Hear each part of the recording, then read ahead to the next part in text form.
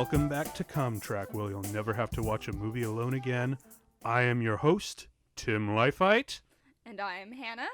And we are back for the next installment of the epic Matrix trilogy. I think since the first one, aged so well to us. You know, rewatching it, I thought the philosophy held up. I thought the story held up. Yes. Everything except for a couple CGI tidbits was still amazing in my mind. So, let's see if we can say the same thing for the sequels. Well, okay, so actually I want to know, because I know you had a lot of backstory about the sequels and how you, quote-unquote, weren't allowed to watch them. I want to hear this story. So my dad actually listened to our first episode podcast, and I asked him if that was true, if he was lying about the sex scene being the reason that he didn't want me to watch the second movie. Mm-hmm. Absolutely. He's like, they're just bad movies, Hannah. Oh, really? They were. He'll come downstairs and he'll see me with like a copy of like Fateful Findings on TV, and he'll shake his head and he'll be like, "What's wrong with you?" Like when my sister comes over and we watch like just so bad it's good films, he'll just stand in the doorway and look at me, like, I think the same way he'd look at me if I had, like, my arm tied off with a needle full of heroin, like, just to see his pride in me disintegrate. But I was 12, I was a sucker for franchises, and the Agent Smith fight scene was actually totally the scene that I wanted to see most of all, so I begged and begged and begged. Totally. And I think he went to the library with me so that I could sign it out. So you have to be like 17 or the librarian won't let you take it. Oh my god, that is kind of adorable, actually. Yeah. I'm not gonna lie. We might have went to a Blockbuster, but see, that's a collective fever dream of memories. All my Blockbuster moments. I think I saw it at a fairly early age. I think I saw it like in 2005, like only a couple of years after it came out. Because nice. I remember seeing my my folks watch it with my aunt and uncle who we were visiting at the time. I believe it was in Phoenix, Arizona. And they're like, "Oh no, this is for adults." Like, you go. And I'm like, "But that's the Matrix. I watched the first one. Can I watch the second one?" Like, no. I think that there's a balance when you're first letting kids watch rated R movies where it's okay. It does. Like, its validity of a movie outweigh it being inappropriate. Like, you don't want to let your kids watch a sex comedy, but okay, Titanic, all right, you know. I mean, it's not like Tate and Kate Winslet's tits are going to poke anyone's eyes out, even though they kind of did. That's why the ship tipped. That's why the ship sunk. Oh my god. No. But no, dude, like afterwards, like I would watch those relentlessly, and again, those were one of those cases where I would pop in the DVD and I would get the 2-disc special edition just so I could figure out how all this stuff was done. And those were my early teaching tools, like those were how I learned how to make movies. I just wanted to know what they were making fun of in those Newground videos. Oh. I think the one that introduced me to it was, I guess there were these 2 Final Fantasy characters. It's like Cactar and Tomberry go to Best Buy or something, and there's the one character just gets attacked by all the TVs because they're all showing like the Mary-Kate and Ashley movie, and he has this fantasy sequence where he just Agent Smith fights with them. Wow. And I saw like 7 other videos that used that Agent Smith fight. And I was like, okay, I need to know what this is from. This wasn't in the first movie. I guess I have to watch everything else.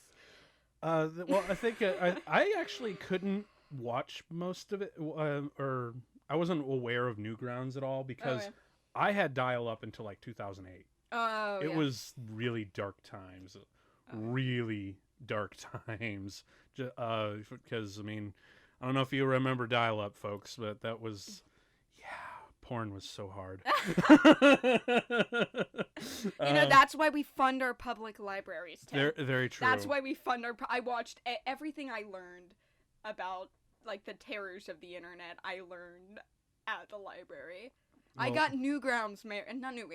RuneScape married there. Oh, yeah. I got RuneScape married at the public library. RuneScape. Those are the really... Oh, wow. I'm flashing... 2006 internet. I'm flashing back hard, man. Like, wow. RuneScape was a big fucking deal for me back in middle school, man. Oh, yeah.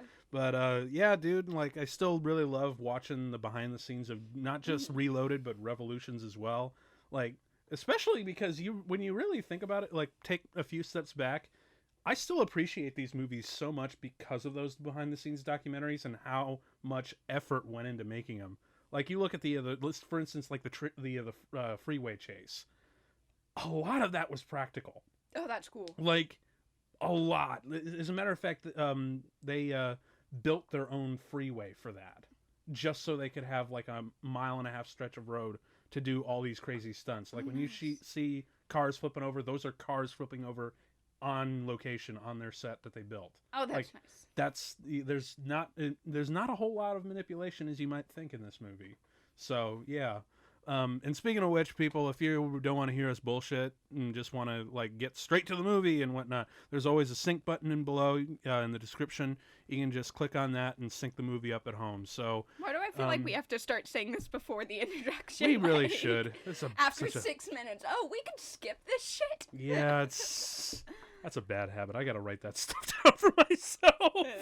Never watch a movie again. I'm Tim. This is Hannah. If you don't want to listen to us tell our childhood stories about how weird the internet was before social media, back in the day where you had one family PC and you had like 1 hour before your parents got home to like look at deviantart.com and be like, yes. Shirtless Naruto boys. Then you can click this button and save yourself the mental scar. I will note that for the next one for Revolutions, because that one's going to be another whirlwind, I'm sure. I mean, they're already watching Revolutions. Why make them suffer even more? That's true. Well, what do you say we actually get started on the movie? Because yeah, dude, because this is going to be a really interesting one. How long? Oh, actually, one last thing before we begin. First off, how long's it been since you watched it? Because it's been like maybe 5 or 6 years since I watched it. Maybe like 10 years. Wow. Or more. Yeah. Okay, so this will be an interesting retrospective. Did you watch The Animatrix beforehand? I haven't finished it. Oh, you haven't? No, I've got a few more to see. Which ones did you see though? I'm actually kind of curious, just like to like figure out where I am with you. I watched that one with the history of everything. Oh, the Second Renaissance? Yeah. That one's good. Because I had just figured out how to... I don't have a DVD player, so I had to find my old PS2, plug it in at like... Oh, snap. Yeah, that's right. I'll lend you my DVD, so you really have to like... That's like... Because I don't have a computer. That's remember? like... I've just got my smartphone. Yeah, it's true. You know, it's funny, because like DVD is weirdly becoming like the Laserdisc of this generation, you know? Oh, yeah. Like, what Laserdisc was in, like, the early 2000s is what DVD is becoming now. Yeah, but DVD had its good run, I feel like. DVD is outdated, but you look at it and you're like, okay, this made sense, this was useful. Yeah. Yeah, and then everything went digital. I think there might still be a market for... Well, there's still Blu-ray. Yeah. You know? Blu-ray's, like, it's just, like, slightly better DVD, because they actually had HD DVD for a little while. And then Blu-ray's like, oh, hell no. It's like when Dreamcast came out and PlayStation came out. I fucking hated Blu-rays because I'm not a visual file. I can't tell that. I'm not like you who downloads my YouTube videos at 1080 HP. I was just like, great, it's DVDs, but now I have to buy a second $200 device to look at them. Yeah. Well, buy a new machine. Well, I mean, like, oh. Well, you can always get like a PlayStation 4 or something like that. Oh, it works on a PS3. Oh, it does? Yeah. Right on. Right on. Sweet. And for hey, viewers, I'm poor. Yeah. I can't replace my computer. Give us money. Give us money so that I can own a laptop. I mean, just money in general to, you know, like, stay alive would be nice. Stay alive. Yeah, this would be really awesome if we got, like, actually paid. So if there are any sponsors listening out there, please email me. You can actually, if you want, you can email us at comtract.podcast@gmail.com. So if there's anyone who actually wants to sponsor us or like recommend us or say like, hey, I know a guy who knows a guy, feel free to, because we would like that. It would be awesome to get paid for this sort of thing. Maybe if they give us enough, they can tell us what to watch. I mean... We'll start like Patreon tiers or something. I mean, Let's not get ahead of ourselves. I'll take requests, but I won't be like, oh, hail the mighty sponsor. There's just too much of that. For $100, would you watch Double Down again? fuck no. You better make that $1,000 or you'd suck dick before you watch Double Down again. Yes. Alright. All right. Okay. So let's segue into the movie. All right. So for folks of you back home, you got a copy of The Matrix Reloaded. We're gonna get started. So here we are, rolling in 3, 2, 1. Hit, and there's the Warner Brothers logo, and we with the same weird green filter. Well, I was thinking the pre-inception horn blast that we always heard. Like, that's that. You know what? I bet I would not be surprised if Chris Nolan just like, I'm gonna steal that. I'm gonna steal the horn blowing. Make that better. I mean, he kind of did. Like they jack into a dream world. Oh yeah. And they fight with guns and bend the laws of physics. Mm-hmm. Wow, Chris Nolan stole a lot. I really should have watched that with that kind of in mind, but I already did an Inception episode. All right, so you already did an Inception episode? I did. Without me being able to talk about Paprika the whole time? That's very true. I bought the novel for Paprika. I'm an insane person.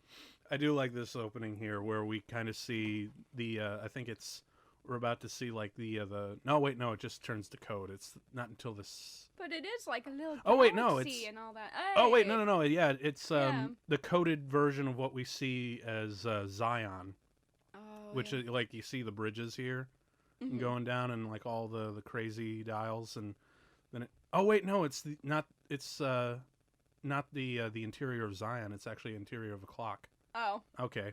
Well, it's still cool. Clock's not as interesting as Zion. Yeah. I mean, it might have been, but it was still kind of interesting. And then right away, we got a big-ass entrance. Oh, yeah. Vroom. Ooh. Trinity. Trinity and leather. That's how every movie needs to start. Ass. Man. I mean, these cats worked out hard for this movie. Yeah. Like, got that solid snake ass. Actually, I would call it a scorpion ass. Scorpion ass? Well, because she's. I'm talking about solid snake ass. Okay. Okay. Because there's this moment coming up right here where she does like the famed scorpion kick. Oh yeah. Boom! Right there. That was really cool. Apparently, she had a really hard time doing that. Oh no, back kicks are really hard to do. Yeah. Because you have to like keep your entire body balanced, which is hard to do kicking backwards, and aiming without looking. Mm-hmm. Yeah, those were always the ones that I couldn't do. I do my whole belt test and then like. These guys trained like forever, because like I think the first Matrix they trained for like 6 months. This one they trained for like 8 or 9 months. Oh. It was brutal.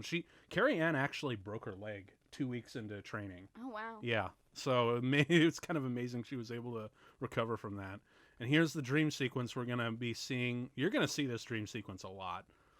I'm pretty sure that the Wachowskis looked at this footage and like, we're gonna get our money's worth for this. Oh yeah. Like I think we see this all of like 4 more times. Oh, it's just the whole Trinity dies thing. Yes, the whole Trinity like nightmare sort of thing that Neo constantly has, and yeah, but not their well-developed relationship that I care about super deeply. I know, right? Not their emotionally stunning portrayal of love and romance. Mm-hmm. Oh hell.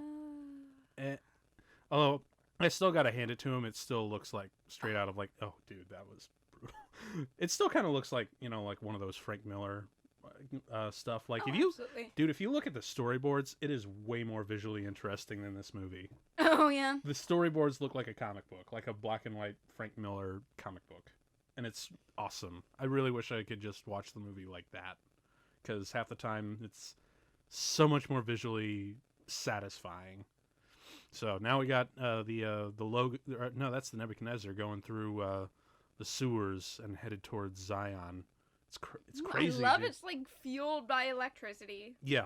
Apparently it's like based off of like electromagnetic pulses in the earth or what. It's like weird hovercraft technology. Oh yeah, with magnets? Yeah.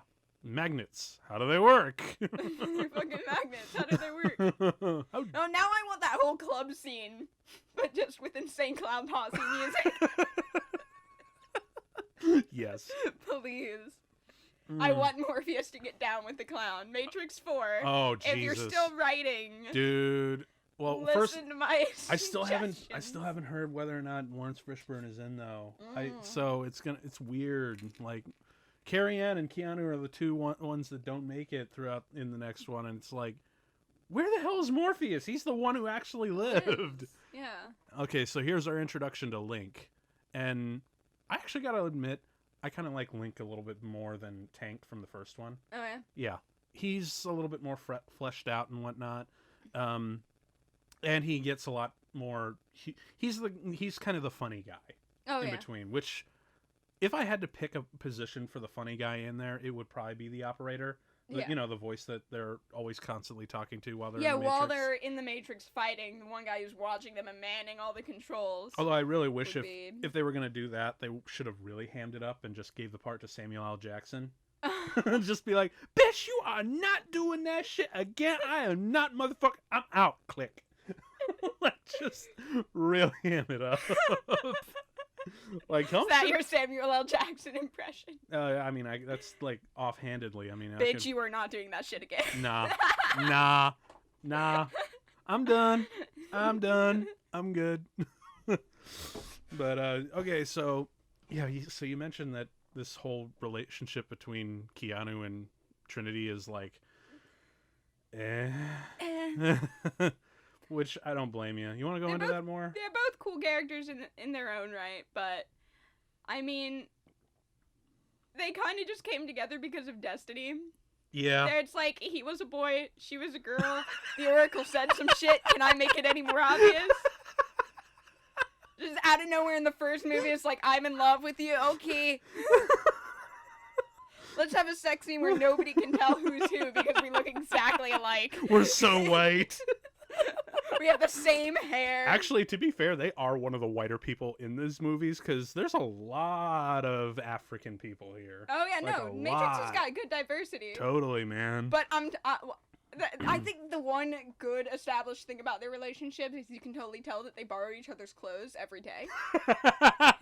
They've got matching outfits on right now. They kind of do, don't they? Yes, like, they just go to Hot Topic and they're like, Trinity, do you like that jacket? Let's grab 2 of that exact jacket. Oh my god, I would love to see a scene where they're shopping for their clothes.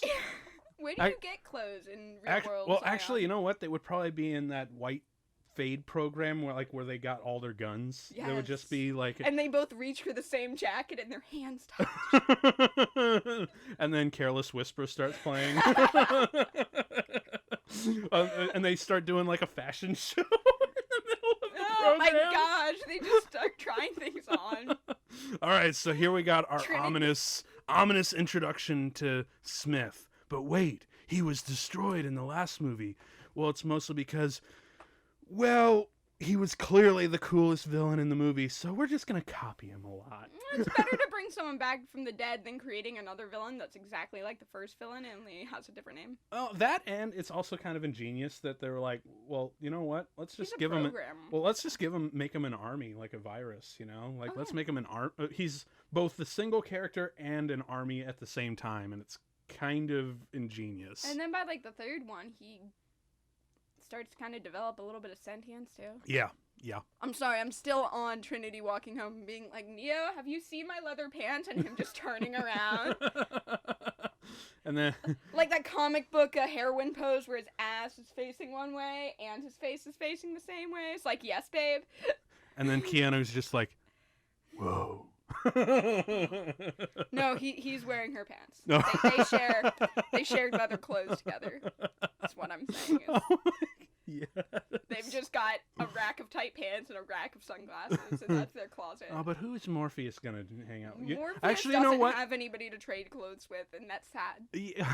You know what? Actually, like, can we just have like a fashion show with the 3 of them, just like trying on shit like constantly?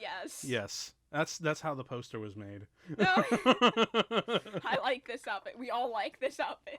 Oh, and then there's this. I actually do like this introduction where he's like, he set me free, and the cool part is like, you know it's him, but when you look really closely, you can't see the earpiece, and then you realize in the envelope it is in fact the earpiece. Ooh. So it's like And I also love how like the end of the earpiece looks like it's like an actual plug, almost as if it's in the back of It reminds me of their the neck. shape of the bug. Yeah, In the first movie. it does. As well. It does, but it makes me feel like there's like some kind of plug in the back of their spines that they plug their earpiece into. Like somehow symbolically he's unplugging from the system and becoming his own villain. Yeah. Instead of an extension of a program or. And then we have our first major fight scene, and this is actually kind of dope, where Neo's just like, "Oh shit, I gotta use 2 hands. Upgrades." And we have this 1-on-3 man fight, which is actually kind of dope. With again, you mentioned the soundtrack. Yes. Still fucking cool, man. I'm so mad that this is muted right now. Because damn, I love it. Like, I love it. Wham! Bam. Boom! Oh shit, yeah. that's good. But the new leader of the agents, what they call him, Agent Johnson. He's actually that actor actually gets to be one of the bad guys in John Wick, which is cool. Like, Keanu's stunt double is the director, and they're like, "Oh, dude, you coming in? Like, forget it, you're hired. Just lose the cap, you're in.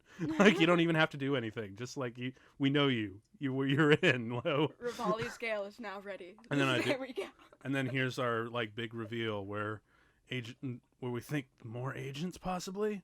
Shit! That's Agent Smith, and then we see Agent another Smith. Agent Smith. What? Neo gets someone to share clothes with. Agent Smith gets someone to share clothes with. Well, for Smith, I feel like it's going to be kind of boring because they all have the exact same clothes. Exactly. But even Morpheus doesn't have anyone to share clothes with. But although I do love this, he's doing his Superman thing, just flying through the air like a boss. Love it. He's even got like the Superman cloak thing going on. I love it. Oh yeah. Yeah. Man, damn! I really want to. Now this is making me want to resurge my interest in doing like a Matrix cosplay for like Halloween or a convention or something like that. Oh yeah. Yeah, dude. I would rock that. My leather pants then. Well, I don't think they're supposed to be tight. Dude, I don't know. Yeah, but I don't think my fat calves could even like get into one leg. It'd be fun to try. I'm probably gonna ruin your pants in the process, but damn it, I can try. So he's gone to the one place where he needs some wisdom, the Oracle, and nobody is home. Wait, did the actress who played the Oracle, she died between the first and second? No, she died between 2 and 3. Yeah, dude. Like, as soon as she finished her stuff for 2, they were going to start shooting 3, and she just happened to pass away. I think it was diabetes, which really sucks. But what's even crazier is, like, you know how crazy it is for James Cameron to do like Avatar 2 and 3 and 4 all at the same time? These motherfucking Wachowskis not only did Matrix 2 and 3 at the same time, but they also did Enter the Matrix at the time, which was the video game. Oh. Now, what's really significant about that is it includes a whole extra 45 minutes of footage that these guys shot. Like, full-on, fully rendered, 45 produced, edited and cut. In the game? Yeah. Instead of cutscenes, they had fully. They had cutscenes. They had cutscenes, but they have like major story elements that was filmed, and that also included a scene with the Oracle from Revolutions. Ooh. Yeah, and it also. Are these bonus features, or are they incorporated into gameplay? They're incorporated into the gameplay. That's like interesting. Like you finish a level, and boom, the cutscene's on. And the cutscene is live action. Yeah. I like that. It's like totally 45 minutes, dude. Oh, yeah. So it's like a whole extra hours worth of Matrix story. Like a good third of the movie just in those cutscenes. Yeah. And then on top of that, they wanted gameplay and information that you find out in that. Yep. And also at the same time, this is all in 2003 they released this. They did 2, 3. What would that be, like PS2? Or? Yeah, it was on PS2 and like Xbox. But they released Reloaded in March, the Enter the Matrix game in the summer. They did Revolutions in like November, and they also released the Animatrix, I think, like somewhere in September, October. So they just didn't sleep. No, they just released everything at once. They did 2, 3, a video game tie-in movie with footage that they were shooting simultaneously, and the Animatrix all at once. Absolute props. That's kind of nuts. So regardless of how you feel about these movies, give it up for the Wachowskis for doing all of that at once. Like, I'm surprised any of them just got any sleep. I couldn't do that. No, dude. Like, I mean, I finish a job application, I cry.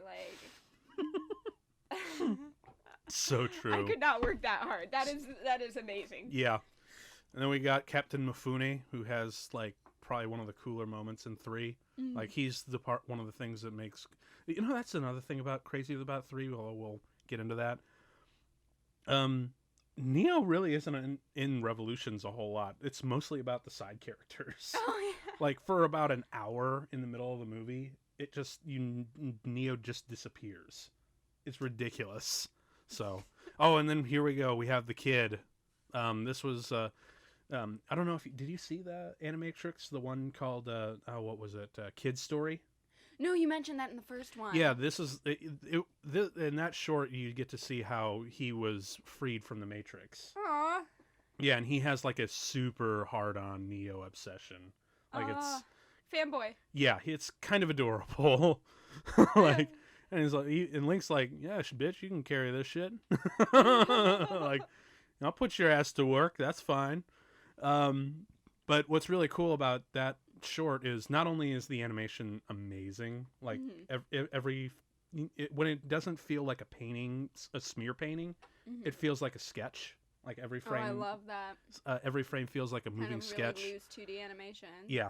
And he mentions it very, very, very briefly here, where he's like, "You set me free," and he's like, "No, you set yourself free." Like, this part here, I didn't find me, you found. I didn't find you, you found me, and you got me out. You saved me, and you saved yourself. Well, the thing is, in that short, he's one of those red pills who feels like, he's one of the people who have a subconscious rejection of the Matrix. Yeah. And he's not sure why. He can't articulate it. But he actually gets cornered by agents in his high school and seemingly commits suicide.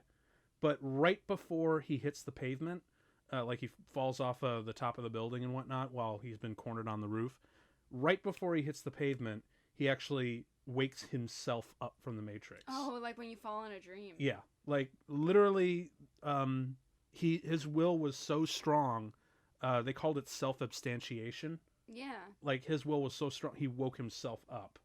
I mean, obviously, he was in contact with Neo on his computer, like, prior to this, but that's what ultimately jocked him out of the Matrix, and the Nebuchadnezzar was the ship that recovered his body in the real world. So, which I thought was a really cool idea for a short. Yeah, because you just have to focus your mind and just have that will to know beyond all reasonable doubt that the Matrix is real and that you have control over your body. Yep. It's the same kind of like thought technique that's used to create like lucid dreaming. Mm-hmm. So you have to remind yourself that it's not real. Yes. And then once you're aware that it's not real, then you have power over it. Yes. Yeah. Yeah, it's really cool. But, most of the time when you dream, it feels so realistic that even if you know it's a dream, if someone comes after you, you're still scared. Yep. And here's our first major look at Zion, this giant hole in the ground with a lot of bridges and apparently a lot of housing space, which is good because, like, it's better. It must be better than what we have around here in the U.S. nowadays. I think that they actually do have cities like that in.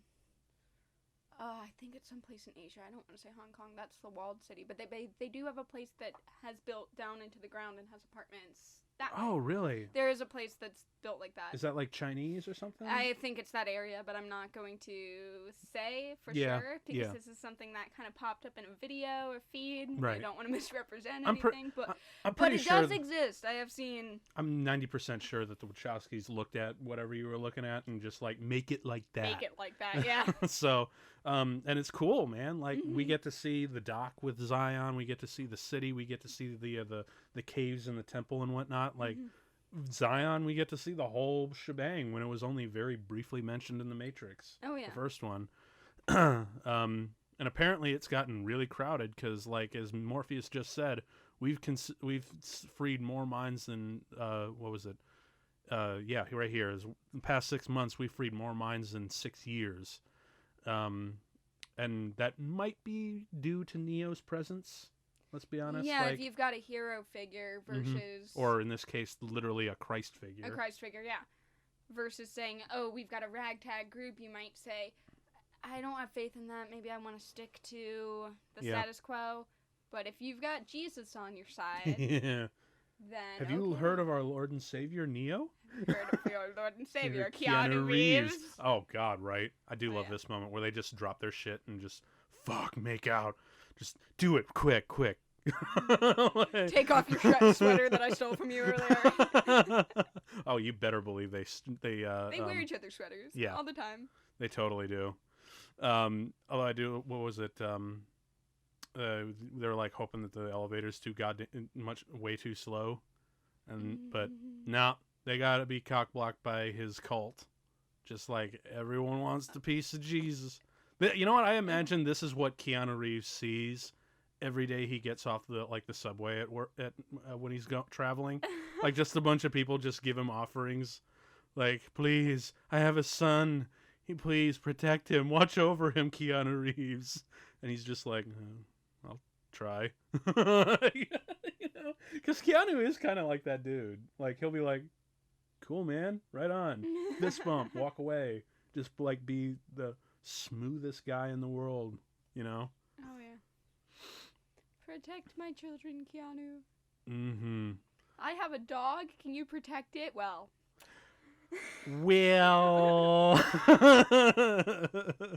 Oh, and then Z. Z is actually a really she's not that really of an interesting character, but you know who I find interesting who plays her? Nona Gay, and she is the daughter of Marvin Gaye. Oh. Yeah, and apparently she's like a accomplished singer and whatnot, which is cool.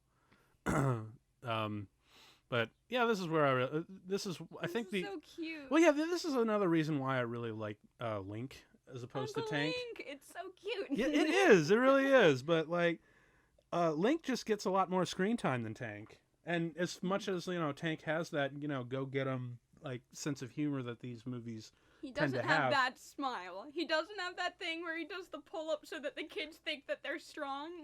He doesn't have those dreads, man. Oh, he's charming.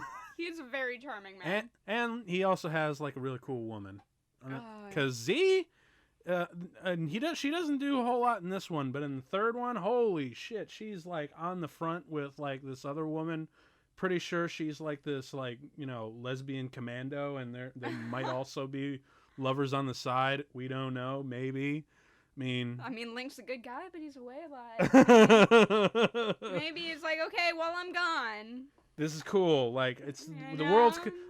Zion's coming into an end. To an end, we can't be petty about this. Nah, we can. Like, it's the end of the world. Just make sure that you wait for me when I get home. Yeah, it's cool. And while I'm gone. It's cool.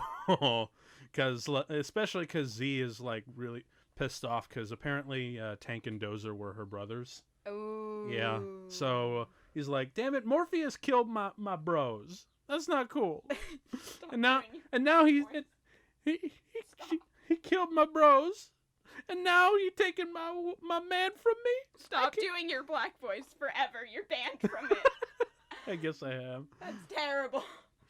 But it's still kind of justified though, because like she don't want to be like, I don't want him to take my man. It's not cool. Yeah. Oh yeah. Yeah, because everyone died. Yeah, and because a lot of people get killed out there, especially on the dude. Like Nebuchadnezzar had like a 70% kill rate in the first one. Oh damn! I don't remember if Link died or not. I mean, dude, because we got Tank. How many people died? We had Tank, Dozer, Switch, APOC, Cypher, and yeah, that's 5 out of 3. 5 out of 8. Wait, did Mouse make it?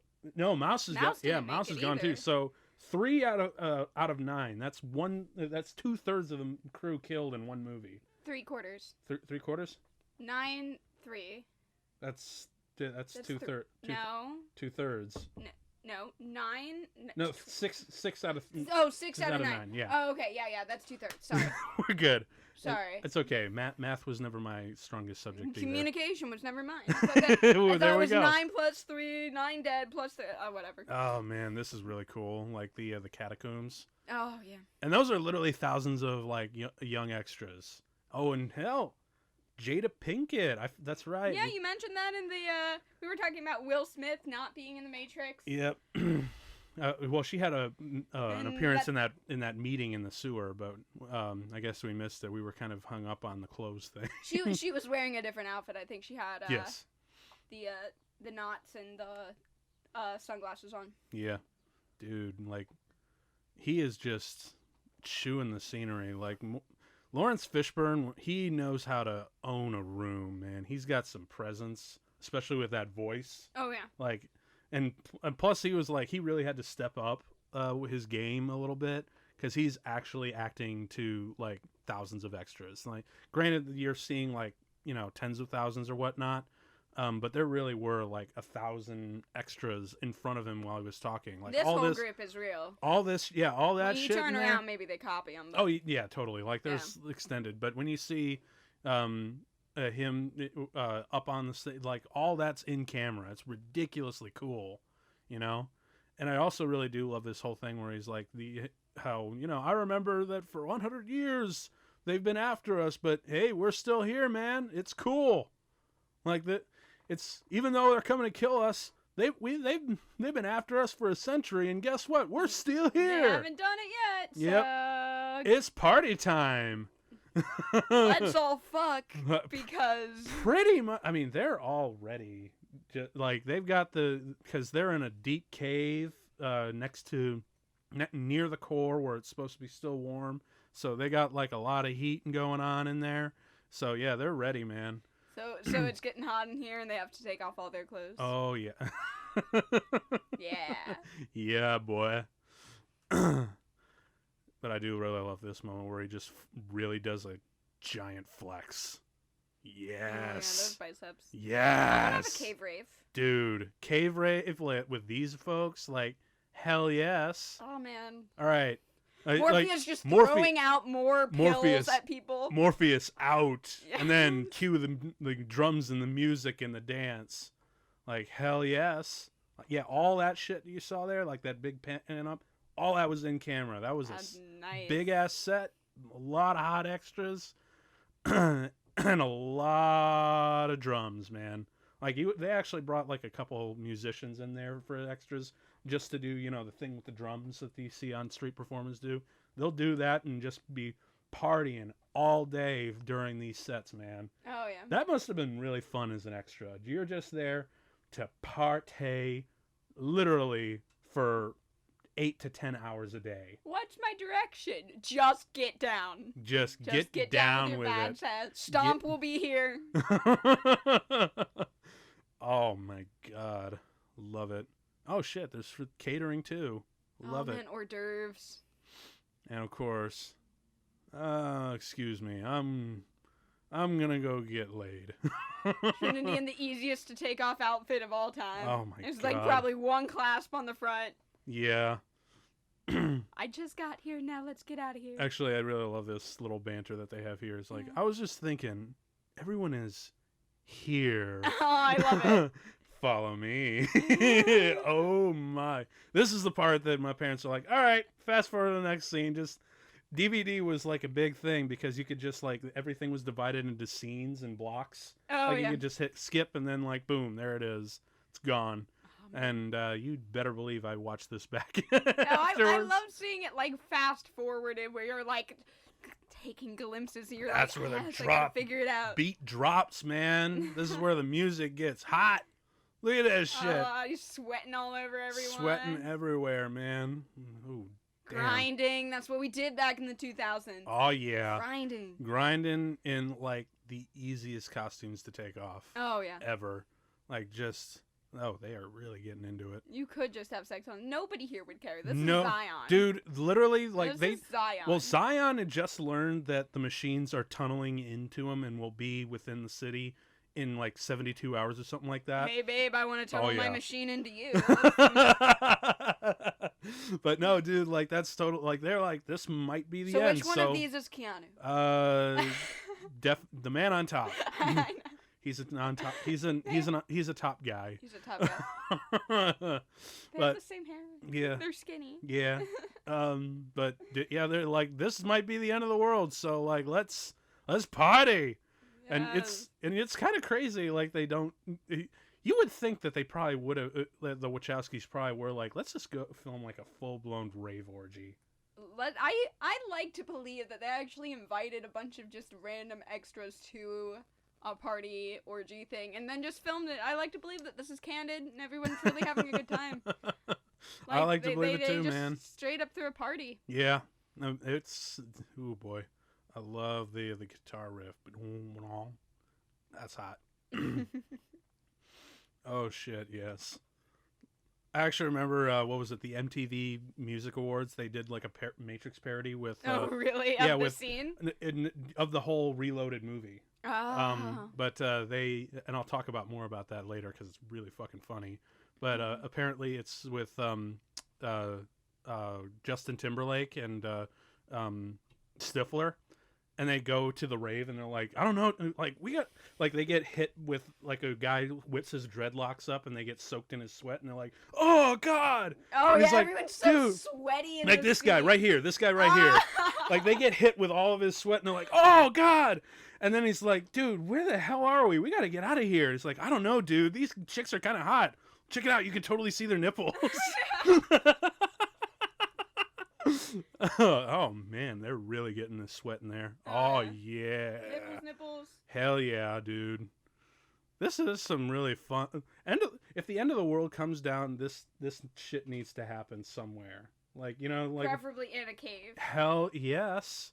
Somewhere, maybe get like some. We're in Ohio. We've got so many caves. It's the only good thing about this damn state. Right. Is we've got rave orgy locations. And if we can, like, get some like one of those natural spring waters for hot tubs and shit.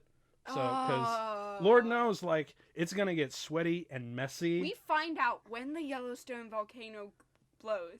We go to Yellowstone. Party. Go in a cave, and then we all die in a blaze of glory. Yeah, and just what, like, hold on, let me finish. Oh, and then boom. Oh my god! Like, if you best could time best death ever. Simultaneous orgasm with Mother Earth herself. Oh, you know what? When the machines were coming in, like after they taken the dock and they're about to come into the temple and whatnot, you know there's gonna be some people who are just like, fuck this, I'm gonna come to so many times before these machines tear us to ribbons. And then the kid comes in and is like, the war is over. Oh shit, hang on, one more. I want the machines to come in with black lights, like, what the fuck just happened here? There's a reason that is not a black light rave. There's so many bodily fluids everywhere, just like dread sweat and Neo cum just all over the place. 100 years later, Daddy, why did the stalagmites change color in the cave? That is all secret stuff that is solidified through the ages. Oh shit, that's so awful. Okay, all right. Now this is something I wanted to mention too, because of the rave scene. This shit always skipped over me, so I was so confused about this plot line later on in the movie. Because you were focused on the ass that you just that's seen true for the first time as although this does open up a really cool idea that when Smith infects someone that's jacked in and he answers, Smith can enter the real world by possessing someone that he took over. Like, yeah, this is a moment where like the phone rings and I'm like, all right, let's give this shit back in their body. Yeah, like, let's give this shit a shot. Like, I haven't tried this before, but let's see if it works. Because if you can die in the real world, then your soul can get hacked in. Yep. Wait, not if you die in the Matrix, then your soul can get hacked in the Matrix and can get hacked in the real world. Yep, and that means Smith can theoretically go into the real world, which he does. I don't think Smith could control you once you were in the real world, but... Well, I'm pretty sure he's got an agenda. Yeah, the totally. Smith agenda. Totally. Also, the reason why they had him do that is because the actor, I believe his name is Ian Bliss. Mm-hmm. He does a spot-on impression of Hugo Weaving, and they cast him literally just because they could do that. Oh, so they were like, just seeing this guy do a Hugo Weaving impression, and we're like, what if you were? Exactly. We're gonna write this into the script, all right? Oh, this part right here, this is partially where the script kind of falls apart. Let's be honest, like where they. And the script fell apart when they tried to make a sequel to a completed hero's journey. Yeah, I you think knew they could have. It was gonna be awkward from the beginning. I still say they could have done something with it, but this is the part where he has this conversation with the councilman, and it's like where they start talking about like the blatant philosophies, like the really heavy-handed stuff, like the audience is too dumb. We got to spell this out for them because this is so groundbreaking. We got to like state it explicitly, otherwise it's going to go completely over our heads. Oh yeah, and in the first one they straight up said which philosophers they were talking about and straight up threw the symbols in your face, but they didn't explain it. Yeah. Because, they felt that using the word Zion. Yeah. Or, was a little, maybe they were being too on the nose. But no, they're really on the nose. Numerology. It's like, okay, 101, 303.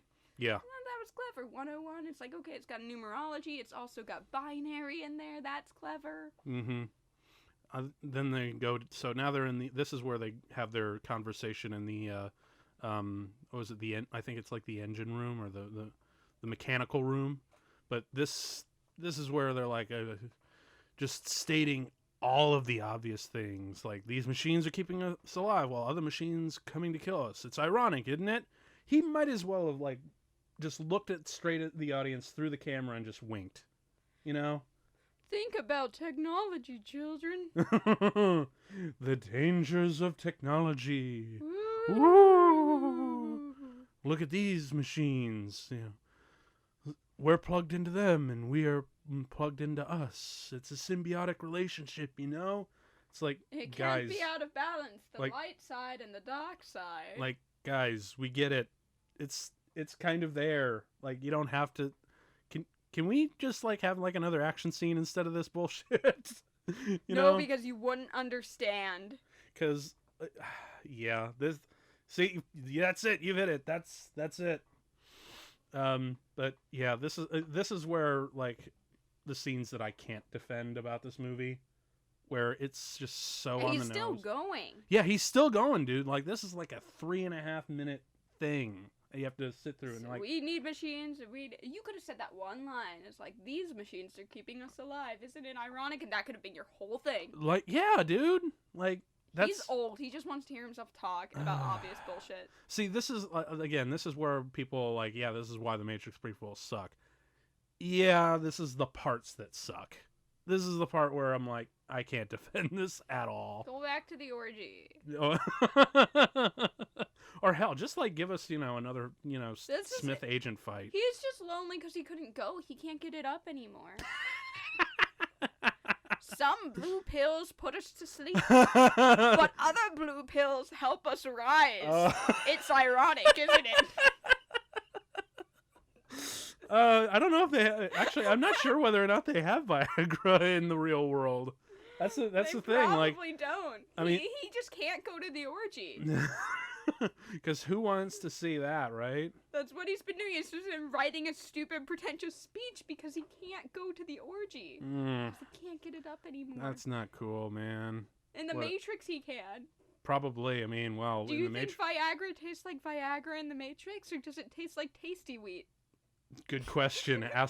I'd say ask Mouse, but he did. He did. Although, to be fair, he probably didn't need it because he had the woman in the red. The woman in the red dress. That's too bad the woman in the red dress doesn't become if you take the blue pill, you can take the woman in the red dress. afterwards. See, I have no cinematic knowledge. This is what you bring me in here for, is to be foul. And just entertaining. But yeah, I always wondered what this was. The necklace where he's like, Z, I don't believe in this crap. Like, don't give me this. Like, it's not a thing. And he's like, and she's like, just keep it for me, please. Like, Maybe it's for like... me. I don't know what it is, though. I mean, I don't know if that might be a reference to, like, an actual religion or something. Or, like, one of those fake movie religions that they put in because they don't feel like choosing any religion. Possibly. In particular. I don't know. But I do kind of like that. Maybe that's me every time a girl burns sage around me. I'm like, put that shit out. Although oh, shit. Yeah, this is where Real World Smith is coming through and, cock blocked by the kid. That sounded so wrong. But yeah, you listen to his voice and he's like, shit, he is... Hugo Weaving, how do you not know he's like, I was about to say, like, Neo, how did you not recognize him? Seriously. Like, he is so spot on, it's kind of scary. Although, actually, to be fair, Hugo Weaving, like, this version of Smith hasn't been introduced to Neo yet. Oh, like, he still thinks he destroyed him and whatnot. But I do love this bit. They gave him a gift from the orphans. Oh, the spoon! Yeah. I actually do like that moment a lot.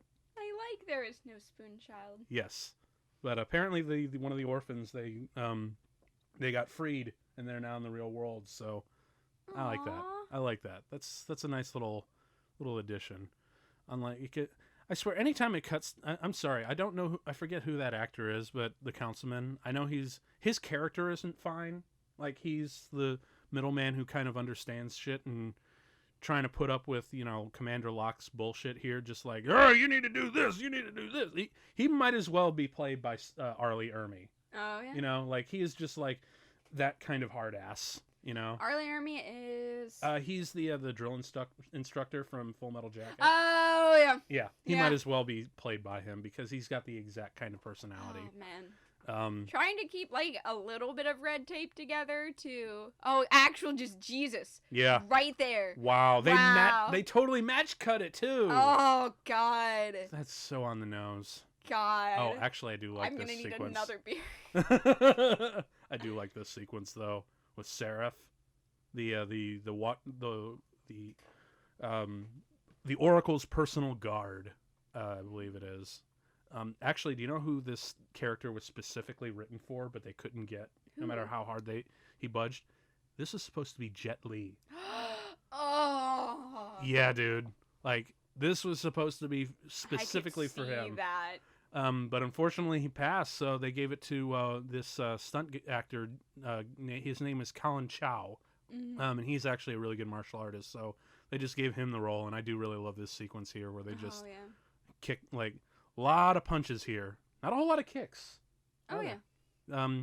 I guess that kind of goes into the way they choreographed around with Neo or Keanu Reeves, like problems with his legs and whatnot. Yeah, it's to try to keep that continuity. Get a more punch-heavy fighting style. Yep. Although they still got some good footwork there. You see that? And of course they do some more of the wire fu. Love it. 1, 2, 3. Oh, I love the kicks. The air kicks are really cool. And then I really love this moment with this with his elbow. Yeah, that was always like my favorite move from Seraph that I saw in this fight sequence. Oh, man. And then good.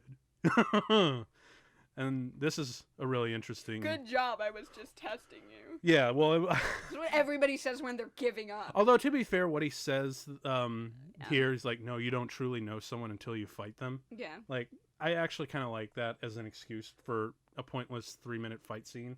Oh, yeah. Yeah, I'll take that. Also, it's an interesting way to think. Sometimes have we fought? Have we fought? We have fought. Okay, so we do know each other. Yeah, I nearly, like, gave you I think I hit you with one of those plastic swords. And yes, like, stunt sword. Stunt sword, and you made me bruise. You got a little infection, too. No, I could have killed you. Nah. Not directly, but nah. But if your hygiene hadn't been good that week. Nah, totally. If showers weren't around. Maybe. I could have Maybe if the killed you plague was still around. I actually do really like this whole thing, the program backdoors and the infinite door like hallway. The plague is still around.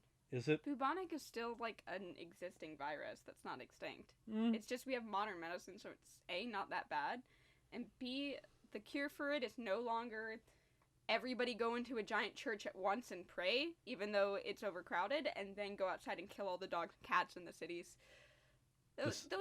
Those were actual things that the medieval people just attempted. This message has been brought to you by the CDC. Don't kill all your dogs and cats. No. When the disease is carried by rats. Oh, Gloria Foster. Back again as the Oracle. God. And she was so stagger your wonderful. church visit times. Yes. Don't put everyone in the village who has the plague in with everyone who doesn't have the plague for 8 hours. Don't do that. And she is just like everyone's grandma. Like, she is just like, I know you're not sleeping, but we'll get to that. Come on, sit down. It's good. Are you eating okay, honey? Do you want more cookies? And I do really love this moment. He's like, you gonna sit down?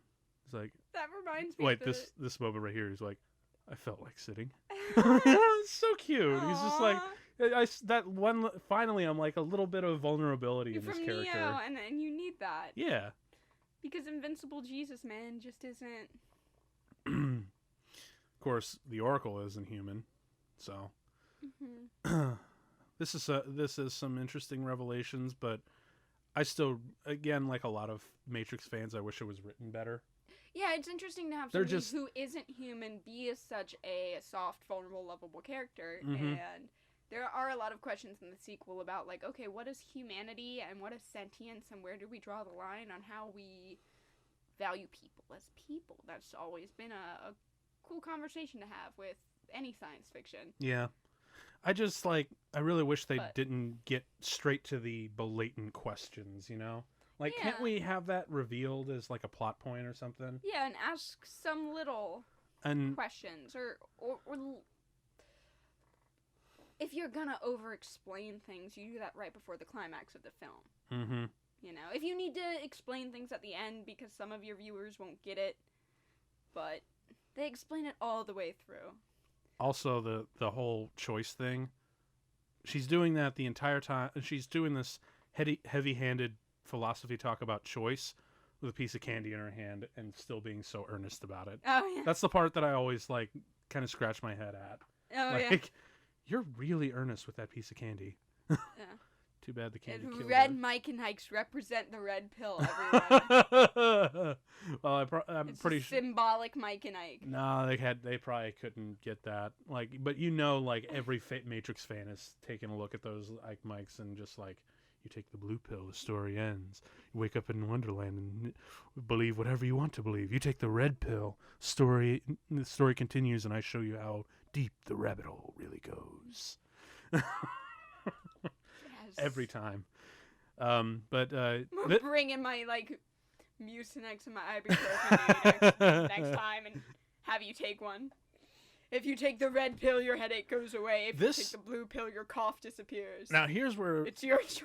Now this is another thing that I really wish we got to like be introduced to through the world. Where she talks about like every story you've ever seen, like a ghost or an angel, vampires, bats, aliens. Like, it's all because of a program that's doing something they're not supposed to do. Which show don't tell. Yeah, exactly. You know, show don't have Neo do something and have somebody be like, well, actually, that must be an alien or that must be a ghost. They do show it later on with like a couple of vampires in the Merovingian's house, but it's so heavy-handed, and we'll get to that. Like, it's dude. Really, you're going with this direction? It kind of hurts. Just have somebody witness a glitch, or have somebody witness after a fight. You could throw that in there as a 4-second scene. Yeah, where Neo flies above he's doing a Superman thing. He flies above a cornfield, and it's like, Marla, get the phone. There's an alien. Or I don't know. I wouldn't write it like that because I'm not as good. You know what's weird? There's no like countrysides in the Matrix. It's all like one giant mega city. Like that's what the world of the Matrix. It's literally called Mega City. Like it's just this giant sprawling thing. And when you see Neo flying towards the freeway and later on, you actually get to see like the digital version of Mega City and how freaking huge and ridiculous it is. Because I like to think that it's just the one. It's kind of like Grand Theft Auto, where it's just like this self-contained little thing where all these it's like the simulation where you keep walking and it just loads the other. Yes. Yes. I like to think that's kind of what they're doing in there. Or you know, if you get past the county line, you just die.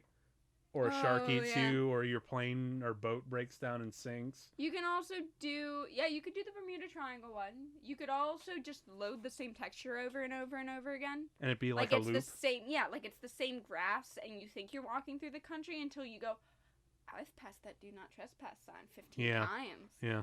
They're just reloading the same thing, and then you turn back and walk 1 mile and you're back in the city. Yep. Lost Woods type. Yeah. Yeah. That'd be really interesting. And of course, man, they go through a lot of dialogue. Oh my God, they talk forever. Well, because they're like, they're talking about this destiny and choice and what it means to them, and if there is any choice at all. And that's all well and good, but you could pare most of these conversations down. Or pepper them out, or hell, just make like a 4th movie. Like, because remember, they had 2, 3... 45 minutes of footage for Enter the Matrix and the Animatrix stuff. Oh, yeah. Literally, the first short is a prequel to The Matrix Reloaded. Like, that short ends, this movie begins. Yeah, but it's almost like when I'm drinking too much and I'm trying to explain something complicated, and I explain it really well, and then I explain it again in a different way, then I explain it again in a third way, and then it's just like, shut the fuck up. Like, we get your point. It's not going to be any clearer by saying it 12 times. Go home, Channa. You're drunk now. I'm drunk now. No, but what I'm saying is there any choice? Well, we'll find out about that when he gets to the architect, and that's where things are going to get. We were saying there was destiny, but there might not be destiny. Or there could be destiny and free will. Bye. Or you could sit, and that can be your choice. Oh, but shit. Also, I knew you were gonna... Yes, okay. It's the birds. Oh. The birds of death. Yes. Oh. All right. I want to walk that way. Like, just yes. have that presence when I walk there. Like, birds fly out of the way. And come right at you like that. Now, there's... Yes, I got your package. Okay, so something like I love how he's not reading like an agent. But there's something about this scene you are never going to unsee, and you're probably going to hate me for it. What? When you look closely in Agent Smith's sunglasses, you actually see a light and a diffusion.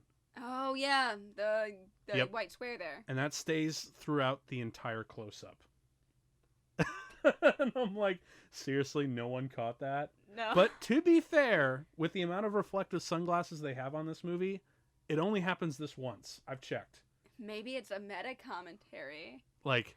on what is reality, really? Because we're a simulation inside a simulation inside a film. Inside of a film. Yeah. Oh. That's deep. Yeah. Way to go, Wachowskis. Oh, yeah. Give those guys all the Academy Awards. But the thing that actually does, like with the Morpheus's glasses, if you think about it, were obviously like CG'd over to do the red pill blue pill thing. So you could CG over that. But at the same time, Hugo's Weaving's glasses are semi-transparent, so you'd block some of the performance. Mm-hmm. So it's kind of a catch-22. Like, what would you do? Would you fix it in post? Because I feel like... I think they were like, look, black them out. I'm like, look, we blew our budget already. We've got a deadline. Let's just not point it out and hope nobody notices. Well, nobody who's not a film person is going to think that's what that is. Like, you see that, you think, oh, is that a window with the sun reflected in it? Mm. But if you haven't worked on film. Now here's another thing that kind of... not like there's a boom mic or a camera guy. Was this something that kind of you were scratching your head about when you first watched this? When they're like, when he's talking about how they're sort of connected? Like, do you feel like Neo inadvertently made the Smith virus when he blew him up like that? Absolutely. Well, it's not so much like the death and recreation. It's what Smith said, like, purpose and programming. If you're a machine, then your goal is to complete your task. And if your task has somehow changed, then what he is he's having an existential crisis as a non-human entity, which is really fascinating. Yes. And that existential crisis is because of Neo. Yeah. and he's been programmed to destroy Neo. Well, and that's kind of where his obsession comes from, and he has to adapt in any way that he can to accomplish that. I think he's playing off the program like he was programmed to uphold the laws of the Matrix, but he was corrupted when he was blown up by Neo, and some stuff was imprinted onto him, linking him to him, like he's become like his polar opposite. Like there's an actual imprint, like programming error. I more thought of it like as going on in Smith's hair, like he's a cyberpunk Javert almost in a way. Okay. Yeah, where he is the law and he must uphold it, and Neo is an anomaly that he can't quite figure out. And when he defeats Neo, he kind of breaks it. Like, I get a Javert vibe from Agent Smith. Holy shit. Look at it.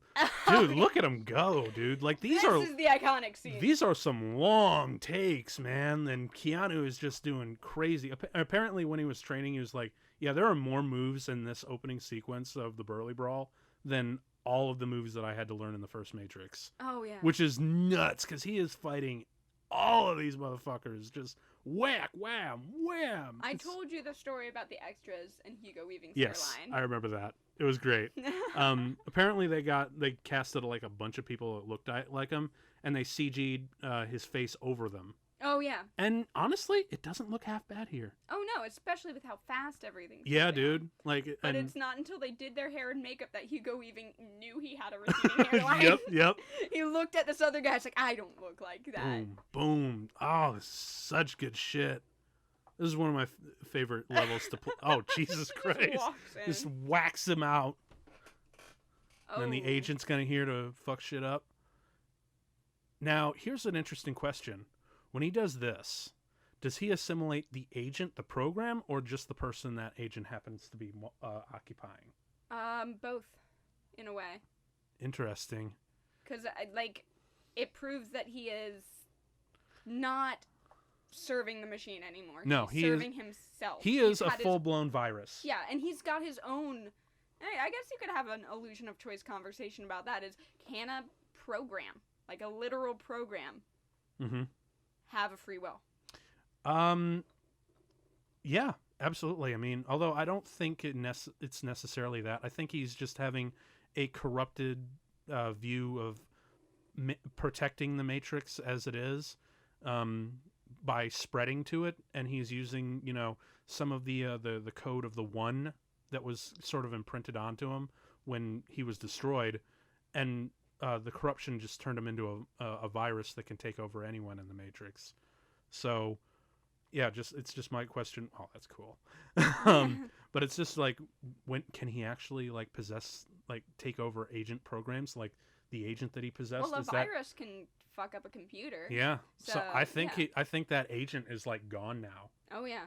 That's cool. I wonder if that actor who plays that agent appears later on in the movie. Because I know there are a couple... Oh, yeah, because they repeat a little bit. Yeah, well, I know the agents come back, like, for the freeway chase and whatnot, but I don't know if it's that same actor. When the agents occupy a body in the first movie, it's temporary. Yeah. They jump in, they jump out, they use your body. Yeah. And you're gone. And then they wake up... You don't die every time you're... This is cool. With the fucking bow staff, bitches. Oh, yeah. Dude. Hell yes. And this is, dude, look at these camera moves. Oh, it's crazy. I feel like that's inspired so many video games. Oh, dude, are you kidding me? The Matrix Path of Neo game, like, this was my favorite level. Oh. Just beating the fuck out of all the Smiths. Just wham, boom, home, and then home run. And of course, Smith, I do love this. He's just like, more. He likes it. Oh yeah. Hit me, Neo. Hit me harder, Daddy. Dude, that was cool. Where he kicks the pole. I like when he stands on the pole and runs on everyone's face. Oh, that's gonna be coming up really soon. Where he just get smacks. Look at them all, dude. Look at all those Smiths. Just beating the shit out of them. It's awesome. Neo is fighting an army and the same guy in the same place. Like, that's actually kind of genius. I didn't realize he put the pole into him. Yep. This right here. That's the scene I'm talking about. Yes, bitches. I don't care who you are. That's awesome. Just, boom. And apparently all those shots that we've seen, the crazy, ridiculous ones, those are completely digital. Oh, yeah. Yeah. So as far as the effects and for this, are they holding up for you? Because yeah, absolutely. There's parts of it where it doesn't feel like some of them don't feel quite right. I still feel like it's stylized enough. Yeah. That it doesn't look bad. For 2003, this is not bad. Yeah. Yeah. For it's definitely there. I can't. Yeah, it's definitely there, but there's not that feeling where you can tell where this is a person, this is a puppet right away. This is it. This is the moment where it's coming up, where it's like, what are you doing? All right. Bowling pins. The bowling pin sound effect. What the hell? Like, look, you guys can either embrace the silliness or go in with the heavy-handed philosophy. He just flies off. That's how I fight in Breath of the Wild. In my Revoltly scale, I just fly, and I'm like, this fight's too hard for me. A new concept. When I'm desperate and I run out of money, I'm going to book a night as a stripper, but instead of doing a striptease, I'm gonna go up on the pole in full Neo costume. And then 20 men in suits will flash mob me. Oh my god. And we'll just play the Burly brawl theme. Dude. I'll kick the shit out of everyone and then just walk off the stage. And they rip your clothes off while they're doing it. Like, I was just gonna do the Burly. That actually sounds as like a legitimate stripper routine, having a Burly brawl. Dude, someone get on that. Where you get on if you're wearing the, like with burlesque, where they wear the unflattering costumes and slowly strip down into something sexy. If you came on in a trench coat robe type thing. Dude, that would be an amazing you get up on the show. Pole, you walk on all their faces. Holy shit, that would be an amazing strip show. Actually, yeah. I don't even care if it would be all guys. I would watch the shit out of that. It'd be all guys and one girl. I would watch No, that'd be all dudes. You want a Neo with just the trench coat and then nothing on underneath? He'd sunglasses. Work his way down to a Speedo, I think. Oh, okay. Yeah. I'm going to call the local burlesque club, and I'm going to call Keanu Reeves. And wait.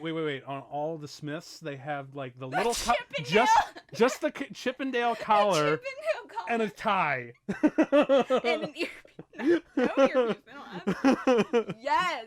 Wow, that would be amazing. Yes. Someone make that a thing somewhere. Just whichever male strip club wants to steal this idea. Dude, hell yes. I would make that a thing so hard. Oh my gosh. Alright, well maybe we should get back to the movie, as disappointing as that is. I love it. Because, oh my god, that would be so much better than the movie. You could do a full burlesque show starting with the rave. Yeah. Totally. And then a sexy Burly brawl. Burly men brawl. Oh my god, dude. Burly Brawn. That's gonna be the name of this themed all-male Is there a porn show. parody of this? Because I feel like that would be in a porn parody. Oh yeah. That would be My great. concept's a little more burlesque striptease. True. Still nudity. Yeah. But. Oh shit, yeah. that would be cool.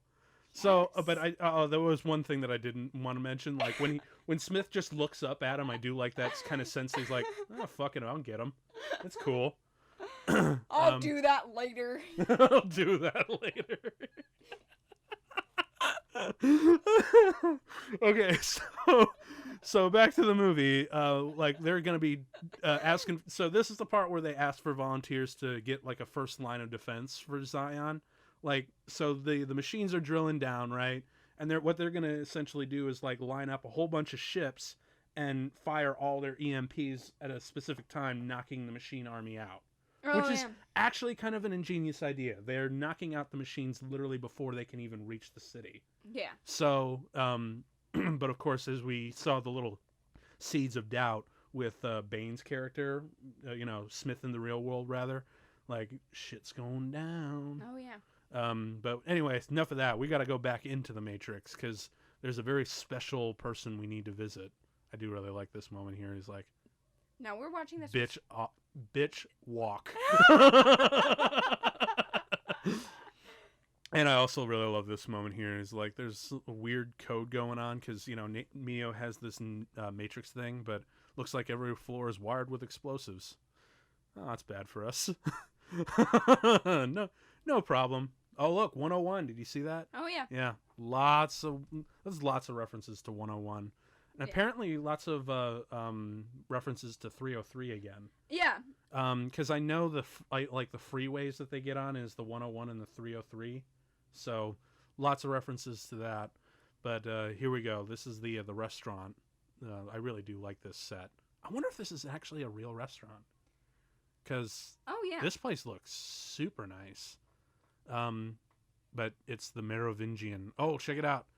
It's the program that he meets in the third one. Literally just like one hint of it. But yeah, we have... Was that woman actually named Persephone? Is that her character's name? I remember that. Yes. Oh gosh, that's so on the nose. I was really like, is. That's who I remember her as. I know she's supposed to represent that, but is that actually her? No, that's literally her name, and it's the Merovingian. But I will give the Wachowskis this. They did get kind of the perfect person to play Persephone. Monica Bellucci. Ooh. Oh, she is so fine.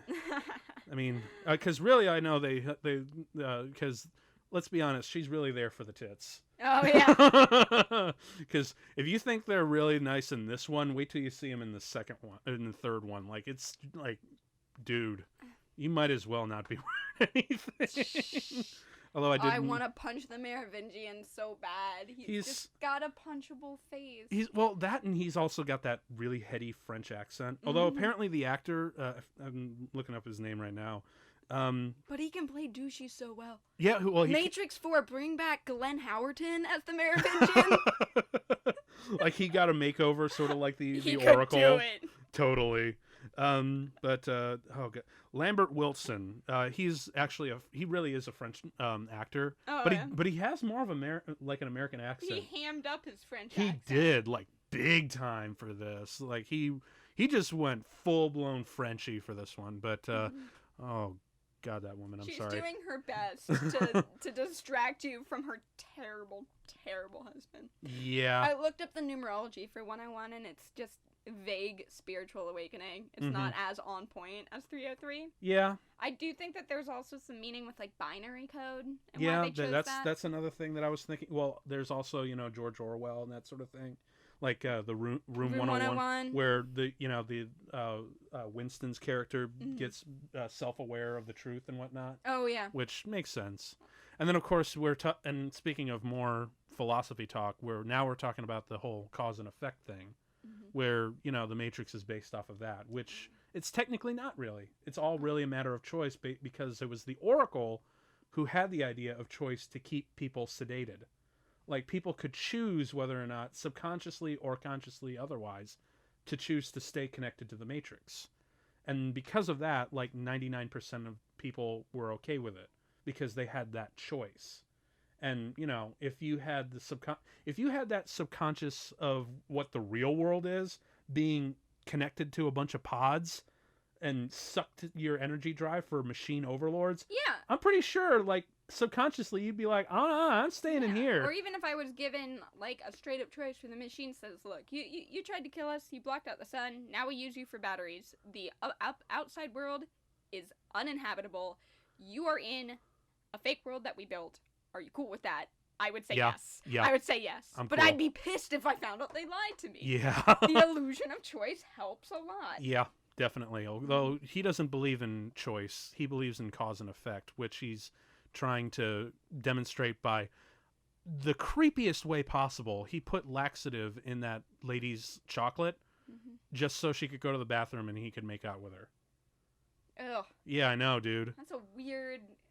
Well, I mean, he doesn't, like, explicitly say it, but when you see how things unfold, like, it's just like, he's like using the whole thing where,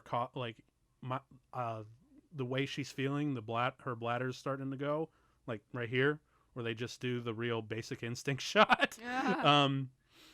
They're like, because I did that, she's gonna go out, and now I can go make out with her, even though I'm totally married. Because of the implication. Yep.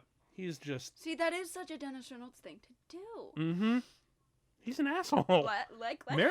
Merovingian's like an awful character. He's terrible. Well, I mean, not like in... he's kind of an awful character He's a to begin slave. with. Well, it's not just his character, but it's also like he's supposed to represent the devil, and that's going to be really really present in the third one.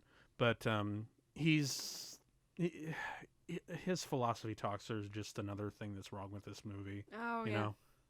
Oh, and that's just mean. He calls the Oracle the fortune teller. Yeah. What an asshole! What an asshole. He is the 1% of the Matrix. Oh, Isn't yeah. He's the absolute worst. he? He's terrible at philosophy talks. If I wanted somebody to explain fatalism to me, I'd go watch The Good Place or something.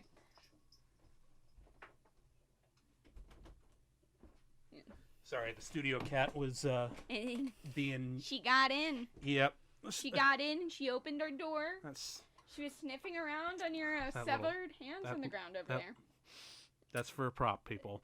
Sure. It's getting close to Halloween. I do really love the twins though. Oh. The twin. This is really cool. Touch me, and that hand will never touch anything again. Yeah, that's the Merovingian sand right in the corner. It's like I said. But I do love the twins in this movie. Like they're super, just creepy and yet really cool bad guys. You know how Adam Savage cosplays Yes. every year? Yes. He went one year with Alton Brown. Yes. They're friends. I saw that. As the twins. And it's really funny because Alton Brown's a chef. Mm-hmm. He kept correcting Adam on Yes. what pasta their hair looked like in particular. That's right. It's like, we look like we have spaghetti here. It's like, actually, it's cavatelli. And apparently, the twins have the ugliest shoes imaginable. Like they're these awful Italian boots. Oh. This is like one of the ridiculous. This is like one of the weirdest bathroom designs I've seen. Like, you noticed that dude was pissing in what looked like a fountain. Was that supposed to be a fountain, or was that like just like a really high concept urinal? I don't know. It's either a high concept urinal or it's portraying like that you can be in this really fancy, classy place and still be a fucking pig. Like, have you ever gone to like a really nice hotel and then like somebody's absolutely wasted there? Sadly, I don't have the money to go to a Yeah. nice hotel. Because you'll still find people treating it like a dive bar. I actually do like the power play that Persephone does. You got to kiss me as if you were kissing her, and you got to do it right in front of me, because I'm a whore. Oh, to be fair, her husband clearly is not giving her any action whatsoever, which is a shame, because even now, Monica Bellucci is fine. Oh, yeah. And okay, you know what's even crazier? Well, she wants, first of all, an expression of love, and also she probably wants a taste of power. Yeah. Because she's probably manipulated by her husband all the time. So manipulating a man. Also, what better power to manipulate than the one himself? You know? Like, that's got to be a really I'm going to go sexually coerce Jesus. But, I'll give her points for Neo that. gets home, he goes on his computer, and he's like, #MeToo, guys. Although, you know what's really fascinating and also kind of hot? What? This same scenario, because in the Enter the Matrix video game, you have the option of playing as either Niobe, which is Jada Pinkett's character, or Ghost, which is the male, like, he's the Asian fella who is basically her second in command. You can play as either one of those characters through the game. I'm watching the kiss scene. Well, the cool thing is they actually have an encounter with Persephone, Yeah. and they both go through the same trial, including Jada Pinkett Smith. Oh. And the same thing happens. Like, the first time around is like terrible. You're not even trying, and they're like, wait, okay, for real. Also, what's interesting, Ghost, there's a huge implied thing that he is in love with Trinity. Oh. And he totally has to accept the fact that she's like, yeah, she loves you, but like a brother. Mm-hmm. And he's like, this sucks. And he's like, and she, when he's done, she's Persephone's. Look at her just making eye contact. I with know, Trinity. right? I love it. She's sizing her up, right? But she actually looks at Ghost after she kisses him. And he's like, wow, you must really love this chick. How much do you? As much as she loves another. Oh. Yeah, dude. Ooh. Yeah, it's awesome, man. Yeah. I remember actually She's also like really jaded to love, like given like how much of an asshole. Yes. Like he probably tricked her into caring about him at some point, so she doesn't. Yep. She does not give a fuck about your relationship. This was cool. The Chateau. Yes, I love this set. This is where bullets first get stopped, isn't it? Yes, man. This is where Neo gets to show off his god mode. Oh yeah. And his sword mode.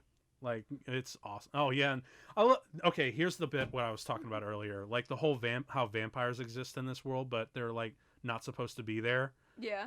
This is how they visually show them.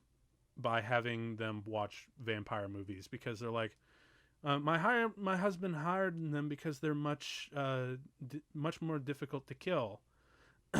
So, the Merovingian hires them because they're basically vampires. Oh, man. And I'm like, dude, really? And of course, to make it even more obvious, she has silver bullets in her gun. Bam. Damn. Yeah. I'm like, wow, you guys are really on the nose here. But you know what is interesting, though? Monica Bellucci was also in Bram Stoker's Dracula with Gary Oldman. Hey. Yeah, so it's, a little... I think that might also be the other reason why they decided to cast her. Just for that reason. Also, because... Bubes. And then here we go down into the dungeon areas. Apparently, when you play there's a Path of Neo video game. I'm looking at her outfit, yeah. and I'm realizing that her style. Yeah. Is just exactly what Kim Kardashian's been trying to do for the last 2 years. She was there. Oh my God, you're totally right. Years before, it's the exact look. Fuck. It's Persephone's look. Fuck. It's Kim K's aesthetic. Oh my God. She wears this like what Kim Kardashian dresses, did? exact same hairstyle. Oh my God, is that what? She's just like a whiter version of Kim K right now. Is that Jesus Christ? She looks. No. That's her look though. No, did Kim Kardashian and all her sisters watch this movie and like, we're gonna look like this hot bitch? Is that literally what they're? That's what little Kim Kardashian was doing in 2005. It'd be like, fuck. I'm gonna get this dress. Fuck. This look. Unbelievable. That's the vibe I'm getting. I love it. Well, it does. I mean, it does serve the subject. It works even now better than it did then. Oh yeah, I feel like she wore that same dress to the Met. Oh, he's been busted. But Persephone's got it 15 years earlier. So this is my remake where Kim Kardashian plays Persephone and Glenn Howerton plays the Merovingian. No, actually, no, don't do that because let's be honest. She probably couldn't act. No, she totally could not act. She could not act. We really need a good Matrix movie right now. like one to be like really awesome. It's better than the alternative universe where Jaden Smith is in it. Yeah. All right. Oh, this is cool. Like, yes. That looks really bad. That CG does not hold up, but it's still enough to like. I think it gave me nightmares. Yeah, a little bit. It freaked me out. I mean, if I were the keymaker, I would run too. Oh, and then, of course, Neo's like, "Run, guys! I got this. I got this. I'm the one." And they just pull out all their guns. This is just ridiculous. Look at all those. One of them's got a Tommy gun. Are they all chambered the same bullets? Are they all chambered in 9mm? Maybe, I guess. I don't know, but whatever. Oh yeah, lots of different guns, all exact same bullet. It's just easier to copy and paste. Easier program. Easier to copy and paste and post. But this fight scene, fucking cool, man. Oh yeah, dude. And then you see all the weapons on the wall, and you're like, yes, which one are we gonna use next? I see a scimitar, I see an axe. We've got some shuriken, we've got some long swords, we've got some katanas, we got shields, man. Oh man, hell yes. And that's the exact feeling I get when I walk into Williams-Sonoma and look at the knives. I need an action movie that takes place in like a Williams-Sonoma, like a baking aisle. Yes. Just like grab the meat tenderizer, grab the spiralizer. What can you kill with that? Yes. Oh, they have the mace, bitch. Yes. What's a Morning Star if it's on a chain? Oh yeah, that's very true. Yeah, we got the oh god, yes, kick his ass. Oh gosh. Oh. Boom. I do love this. They're like, if it bleeds, we can kill it. How dare you make me bleed my own blood? No one makes me bleed my own blood. I'm the one. I'm Keanu Reeves, man. And I love this. He just, boom. He's got the force. Yes. Dude. Ninja Turtle force. Ninja Turtle force. Yes. Oh, man, dude. The Triton. Yes. I love the Triton. Never see that enough in fight sequences. Dude, look at these long takes, man. Oh, yeah. Also, do you notice how they're like getting cut up in the face and they're not like showing at all? Not even their sunglasses budge, dude.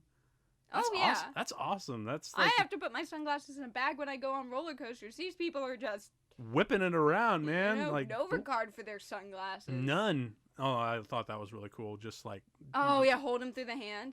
Get them right tacked onto the wall, and then whoop. This slow-mo shot was awesome. Literally, the only thing that's not practical there is the wires. Like they just removed the wires in post. Oh yeah. All of this is like really good choreography in camera stuff. Like when that statue falls, it falls, man. Oh yeah. Love it, dude. Keanu's like just showing. He's showing effortlessly cool. He is showing off his. This is probably some of his like best fight work. I think that and the Burly brawl. Because Reloaded, I think, is probably him at his peak martial arts Keanu. You know what I think would make this movie so much more like enjoyable? Because I think the action scenes hold up fantastically. Yeah. The conversations are boring as fuck. Yes, they are. If we didn't turn on subtitles for this and we just watched it silently. Probably. You know what? Actually, no. We do want to hold up one thing. There is one other thing that holds up really well, and of course it's playing.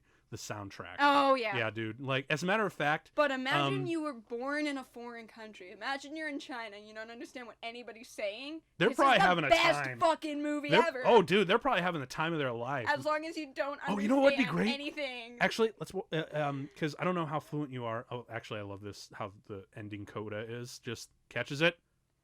Splat! Love it. And he's just irritated. But, I don't know how fluent you are in Japanese, but wouldn't it be awesome to watch this in a Japanese dub? Oh, yeah. Dude, absolutely. That would make this movie so much more fun. No, I can't understand full sentences. I know random words. Right. If they're super common. I know nothing. I took Japanese in like junior high and high school. The fuck? But you don't realize that the first year is learning the alphabet. So, right. Yeah. Yeah. Keymaker's getting out, and then, oh shit. Oh no. Ghost. Dude. The ghost of the CGI. Morpheus grabs the katana. His work with the katana is awesome. And I do really love this bit where he holds the door, and she just I loved that. Damn near blows his arm off. And then, whoop. Mildly irritated. He's just mildly irritated that his arm was shot like 4 times. Oh, really? Bitch, don't. Oh, man, not the Lincoln.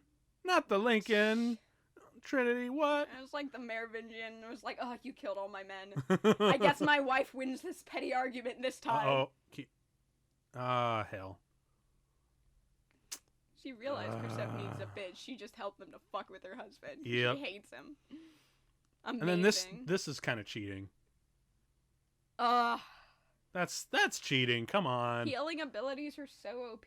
Like, I'll go with you with the ghost thing, but like, the healing thing, like, that's just cheating. Come on. You have to hit him with an instant death.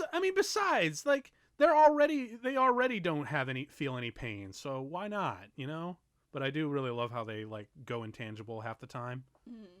Then they pull out the Cadillac. This is. Oh, is this where they phase into the back seat? Not quite. No, this is later. They actually get the Chrysler truck, and they actually had to. This was like glorified product placement of the cars because these are like the 2003 versions. So they actually got, plastic chassis and like the outer parts of the car for their stunt cars, just to promote it for the movie. So, yeah. And then Neo's all the way up in the mountains, and he's like, yeah, you're way out of here. I still really like to think that, the Matrix is kind of set like a video game world, like one of those open world video games where there are certain sections and whatnot. That is a gorgeous house, though. I wonder if that's a real location or if that's just digital. Absolutely. There's places all over. I wouldn't be... Well, I mean, you'd be surprised how much of the, like, fake worlds are digital, you know? Yeah. Now, the phone. It literally is a question of, is it cheaper to digitally create this world or fly to, like, Germany for the weekend. And just get like a helicopter B footage. Yeah, because there's tons of places that look exactly like that in Europe. Yeah. It's gorgeous. My guess is they probably got some photographic reference and did a digital one. Oh, like that's. They did the helicopter shot, and then they put Keanu in it because he's flying in the wide shot anyway. Yeah, so it really doesn't matter. This, however, like when you saw that over the shoulder shot where they're shooting at the car, that's all in camera. Like it's amazing. That car crash, that's real. Oh, nice, dude. It's like a lot of people the rip in the trunk there. Like, okay, I know a lot of people give these movies a lot of crap for like dated special effects, and yeah, they're there, and sometimes it works for stylistically, sometimes it doesn't. But fuck you if you talk any smack about the freeway sequence. Scene. Like, this is one of the coolest car chase sequences in film history. And just having the trunk completely ripped off, when that's practical, that's serendipity on your side. Is you can't choreograph a trunk to rip off in a specific way. No, you can. Like they build the cars to be to rip. Yeah, to rip like that. It's just like you hit it and it's perfect, and it's like, yes, we caught that. I'm pretty sure the car company. I did a little bit of reading. Can make it weak in certain areas. Yeah. Yeah. Well, because they design a lot of these stunt cars because they think they donated like 300 cars. They wrecked all of them for this sequence. Cooler is that than like a crumbled truck? Yeah. You know. Oh my god! And the squibs going off, and the cops, all this shit. Oh, and then of course there's this sequence where Niobe calls in. You actually get to play up into that point where she gets the phone call in the game, which is really cool. And then you actually get to play a level where you're fighting the cops and the twins on the freeway in order to get to rescue Morpheus. Well, now I want to do a Let's Play. Right? That'd be cool. I do love that, the moment where he's like... I'm Agent Smith now. And now we're on the freeway with the coolest beat ever for The Matrix, Mona Lisa Overdrive. This is the track that I will drop whenever I'm driving for for when I'm late to work or just really want to get moving on the freeway. Like, this is some real driving music. Don't speed, kids. Never ever do that. Speed. Don't Tim do never that. Speeds. He's never done it in his life. I do love this part right here where he just blast 5 above the. I do like where they blast away that one guy just to get it to it. That full roll, that's real, dude. Like, it's nuts. Because they had to build. Because apparently they went around for months looking around for a freeway to use. They think the one they really thought they were going to built this from scratch. Yeah, well, if they thought they were going to, they actually thought they were going to do one. Believe it or not, in Akron. Oh. Yeah, they were going to shoot on a freeway, but they just realized logistically everywhere they tried, it wasn't be very effective for them to shut down a freeway. So they just decided, you know what, let's just make our own. So they built a 1.5 mile long stretch of road on an old decommissioned army base. Oh, wow. Yeah. And they did all these crazy stunts that they could do. And it really shows. Like, it freed up so much of the stunt work. Like, dude. Like, come on, man, let me pass. Oh, yeah. You kids better not be... I will reach back in there and pull over. Especially considering, like, if you were to shut down a freeway, you would have a scheduled amount of time that you were allowed to work. Mm-hmm.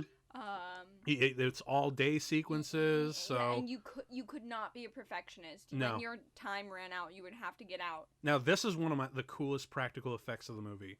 Oh, he's actually standing on the car. No, he's not. He's not standing on the car. The character is digital, but the car that's being crushed is real. Wait, and then how did they crush it? They internally? They made a crush system. It's basically a little. I forget exactly how it works, but it's basically made to look like an elephant, just an invisible elephant. And is that inside the front hood? Yeah. Pulling it down so it's actually imploding? Yeah. That's sweet. And all those cars flipping behind, like that van getting smashed, all that's real. Oh, yeah. Yeah.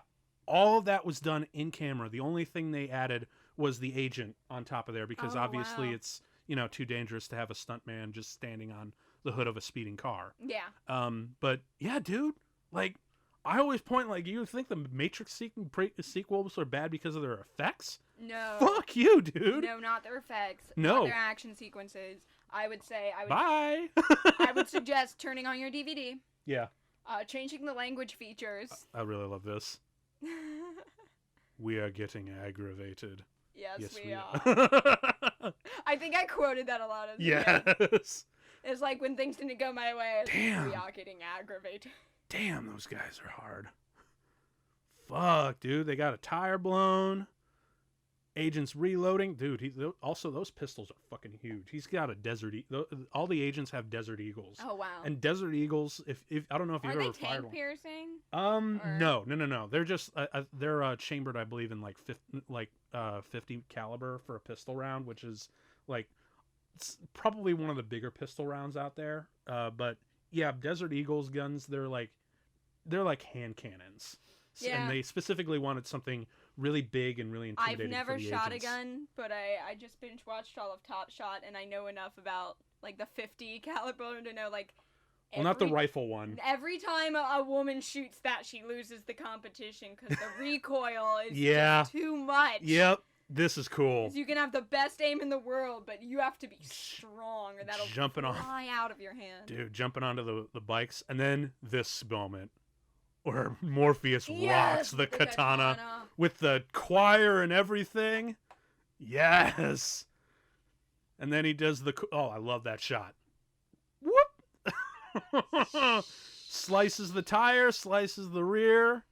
They stop. They can't control it. They turn over. Love that sound effect. And pulls out the automatic pistol and blows their ass. Right for the tank. Yep. Even though that would never work in real life, that is cool. I know cars don't blow up like that. No, they but totally do not. But if there was a way to blow up a car like that, it would be aiming directly towards the... Yeah. Well, maybe the Matrix programming is just wrong. I don't know. Who cares? Maybe they've got the parameters for explosions different. Your options are this. Fuck you, this is cool. That's it. I do love this. Like, I need a lesson on a motorbike, and he's like, cancel that. He's like, I got a key. It's cool. Keymaker is really cool. And then I really love the blood on her wrist. Yeah. Oh, yeah. And then, woo! Now, apparently, they actually launched... Like, there was a crane harness and everything, but apparently, yeah, they had, They actually did the jump. Yeah, they actually did a jump. Like, they had to have, it on Harnesses wires. And safety. And wires and everything, but they removed... And you can see that the camera's from below, so that they definitely have pads and stuff underneath in and case. Also, like, about 40% of this, that's actually Carrie Ann Moss on the bike. Oh, wow. Yeah, she trained a lot, like, several weeks for... this bike sequence. Oh yeah, and currently she's driving more safely than 99% of the motorcyclists I see on the highway. Oh my god, right? At least we don't have agents that do crazy shit like that. Oh yeah. And then I love how this, like, where she's just like, well, just gonna go right into the middle of traffic. Nothing dangerous about that. Why not? And none of this is real anyway. Well, actually, most of that is real. Like, the cars passing by, like, that's all in camera. Oh, no, I mean, they're in the Matrix. Oh, okay, so I see. Right they on. can just log out, and the police don't matter. They're all agents right now anyway. Yeah, those cars like, are... fuck the law, I'm gonna log out. Those cars are clearly CG. Yeah. But it's cool. Going Who cares? this way, yeah. Who cares? Still cool. It just would not have been feasible to... No. That's way too dangerous. Way too... I love that. That cut is awesome. That's a good one. That's good shit. But now, double jeopardy. Cops on one end, cops on the other. What are you going to do? Holy shit! So this is when you get 5 stars on Grand Theft Auto. Right? It totally is. Oh my god, I wouldn't... there are so many Matrix mods in those games. It's ridiculous. Absolutely. I believe it. Morpheus to the rescue. I actually do love the way that they rescue the Keymaker. Yeah. Boom, puts that in for some leverage. And you think that... stands on it. Well, and then he does this. Woo! Oh, man. Dude, the Keymaker is just... It's probably because he's a program, but he is really cool and collected for a guy under this amount of attention from the authorities. Oh, yeah. And then, whoop, just nopes on right out. He's a little shook. Yeah. You know he can't fight for himself, but he's got this. Oh my god, I actually just looked. The agent that Smith took over, yeah, none of those are him. So I guess Smith really did assimilate that agent. Oh, yeah. Shit. All right. big showdown with Agent Johnson versus Morpheus on the truck. Now, are they really standing on the truck in this scene? They are standing on a CG truck. Yeah. They are standing on a truck carrier, but almost all of this is green screened. I mean, well, let's just face it. That's just too dangerous. Yeah. You know, they've got a wind machine. So it's cool, and it honestly, like, the CG still holds up fairly well. Oh yeah. Like, it's cool, especially it's stylized. I do love the callback to the training sequence there. Yes. Yeah. And as a matter of fact, they removes his glasses specifically to remind people of the bathroom fight with Smith, which kind of brings up, like, he does that thing where he stands on one hand and kicks him with both legs.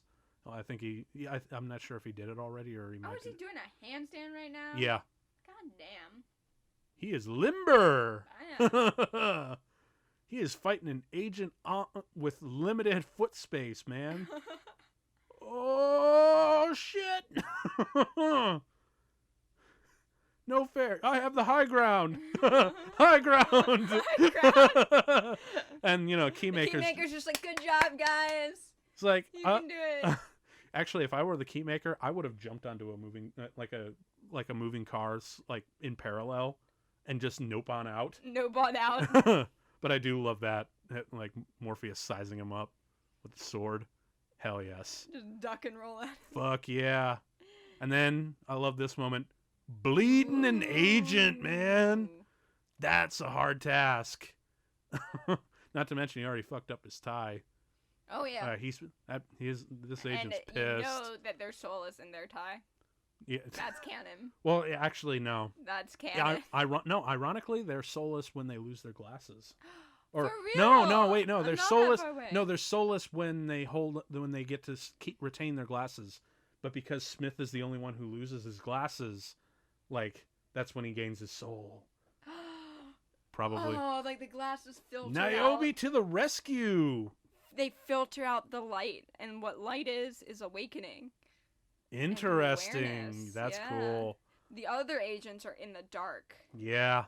Love it. So Smith is the only agent you see take off his glasses. Yep. The whole... Yep. And all of them. So there is a fanon that, like, glasses filter out your soul? I guess so. I guess that's a fan theory. Guess so. That's kind of cool, though. Love this. Whoop. And just in the nick of time. Oh, sweet! Rice Krispies! But yeah, that's Ghost. Oh, yeah. So she and Niobe are like partners in the Resistance and that sort of thing. But you actually get to play the video game where you get to fight your way to the freeway and rescue Morpheus. Oh, that's cool. Yeah, it's really cool. There's Do you own this video game? I do. The disc might be a little corrupted. I might have to get like another copy at like a small video game store on like a discount or something. Oh yeah. But yeah, I've been wanting to replay it. The game itself isn't terrible, but yeah, it's as a Matrix fan, it's fun. It's PS2 gameplay. Yeah. And PS2 gameplay is going to be so PS2 that's the this big. This is obviously CG. Well, that was the big sweeping mega city shot. Yeah. Although this is it's really weird. I think this is like one of the few times in this movie that the Wachowskis go full bullet time. Oh, like, dude, you remember? Extended... Yeah, dude, like full bullet time. Although I do love Link's reaction, just like yes. Oh, just like yes. Oh. Cubs win the World Series. I was gonna say he's got his like touchdown pose and everything. He does. But yeah, no, dude, like it's kind of weird. Like you'd think the Wachowskis would just jerk off the bullet time thing again, like because especially of how popular that is, and considering this is a sequel. Yeah, dude, like, but they've only done it that one time and a couple of low key times in the Burly brawl, but they haven't done it much. Yeah, you think that would be milked full sequelitis syndrome? Not here. I don't feel like this has your typical sequelitis. No, it doesn't. There's just an effect of like the philosophy smart. Holy shit. Yay. Holy There's shit. so many more of them. I think we faced one of them in the first movie. Yeah. And now here's like a gazillion. No, I think it's just, I think the concepts are smart, but I think they're way smarter than they are. Yes, that is the elemental flaw. They think this movie is smarter than it actually is. And the concepts are smart, like, more so than your average film, but I think the way they write them, it's like, no, I did not have to take 5 years of philosophy to understand what the illusion of choice is and what fatalism is. And what the whole cause and how cause and effect can be an counter argument to those things. Yeah, like I said, there is a 20-minute episode of The Good Place that deals with this concept so much better than these two movies combined. Totally. But what was I gonna say? Oh, right. Oh shit! I lost my train of thought. Well, but anyway, from what I can get, oh yeah, what I was gonna say is the movie thinks it's a little too smart for its own good, but where it really falls apart is coming up later with The Architect. Oh yeah, that's where. Although, speaking of which, is going there back. A parody thing where Will Ferrell's the I was architect? just about to say that. I remember Will Ferrell dressed in Colonel Sanders in front of these TV screens. No, I was actually just about to say that. So it was the MTV Movie Awards, like the opening intro, like it was Justin Timberlake and Sean William Scott Stifler. They were hosting the show, right? And so they had like a 9-minute short that leads up into it, like they get lost in the Matrix and they wind up in The Architect, played by Will Smith, brilliantly. I remember it being Will Ferrell. Will Ferrell. Will Ferrell. I'm sorry, but just like Will Ferrell is brilliant as the architect, and they you have to go like there are two doors. One leads back to the Matrix. One leads to the MTV Movie Awards. They take that door, and then Neo, who is continually annoyed by continually annoys Will Ferrell, goes back to the Matrix, and it's genius. I'm gonna put a link in the description for this because it's literally that funny. It's a nice little bit of nostalgia. Holy shit! Oh man! And then oh god, I forget her name. There's this comedian woman who plays the Oracle in that short, where she's like. She's like, hey, you're Justin Timberlake, man. You're from NSYNC. Do a dance. Because that's literally how she talks. That's not me doing my black. That's not your black voice. No, that's literally how she talks. And she's like, Justin Timberlake's like, I don't really want to. And she goes, I'm the Oracle, damn it. It's amazing. Amazing. I tell you what to do. I will totally leave a link to that because it's funny as hell. Oh, so, this is like a time portal. I love this. Yes. So now, like, all these guys are like trying to sync themselves up to like one of them has to take out a power plant, and another one has to. They have to take out a couple power plants, in order to like kill the power in the building, so the alarm doesn't set off a bomb that kills them all. Yeah. But the cool thing is that's setting up something else also in Enter the Matrix. Oh, yeah? You play as either Ghost or Niobe, and you have to take out the power plant. Oh! Yeah, dude. Like, so when you see Niobe, like, look at her watch and then see the power plant explode, like, you get to play that. Yes. And it's kind of fun. Not gonna lie. I mean, again, the gameplay isn't super great. It's PS2. Yeah. But just as a Matrix fan, it's really fun bonus supplemental material. Mm-hmm. Like, you know, it's just a little bit more icing on top of the really hefty cake. Or rather, these two movies are like a big serving of like pretty damn good cake. The Enter the Matrix video game is like a nice side pie. Oh yeah. You know? You have your cake with a side of pie? Yeah. Interesting.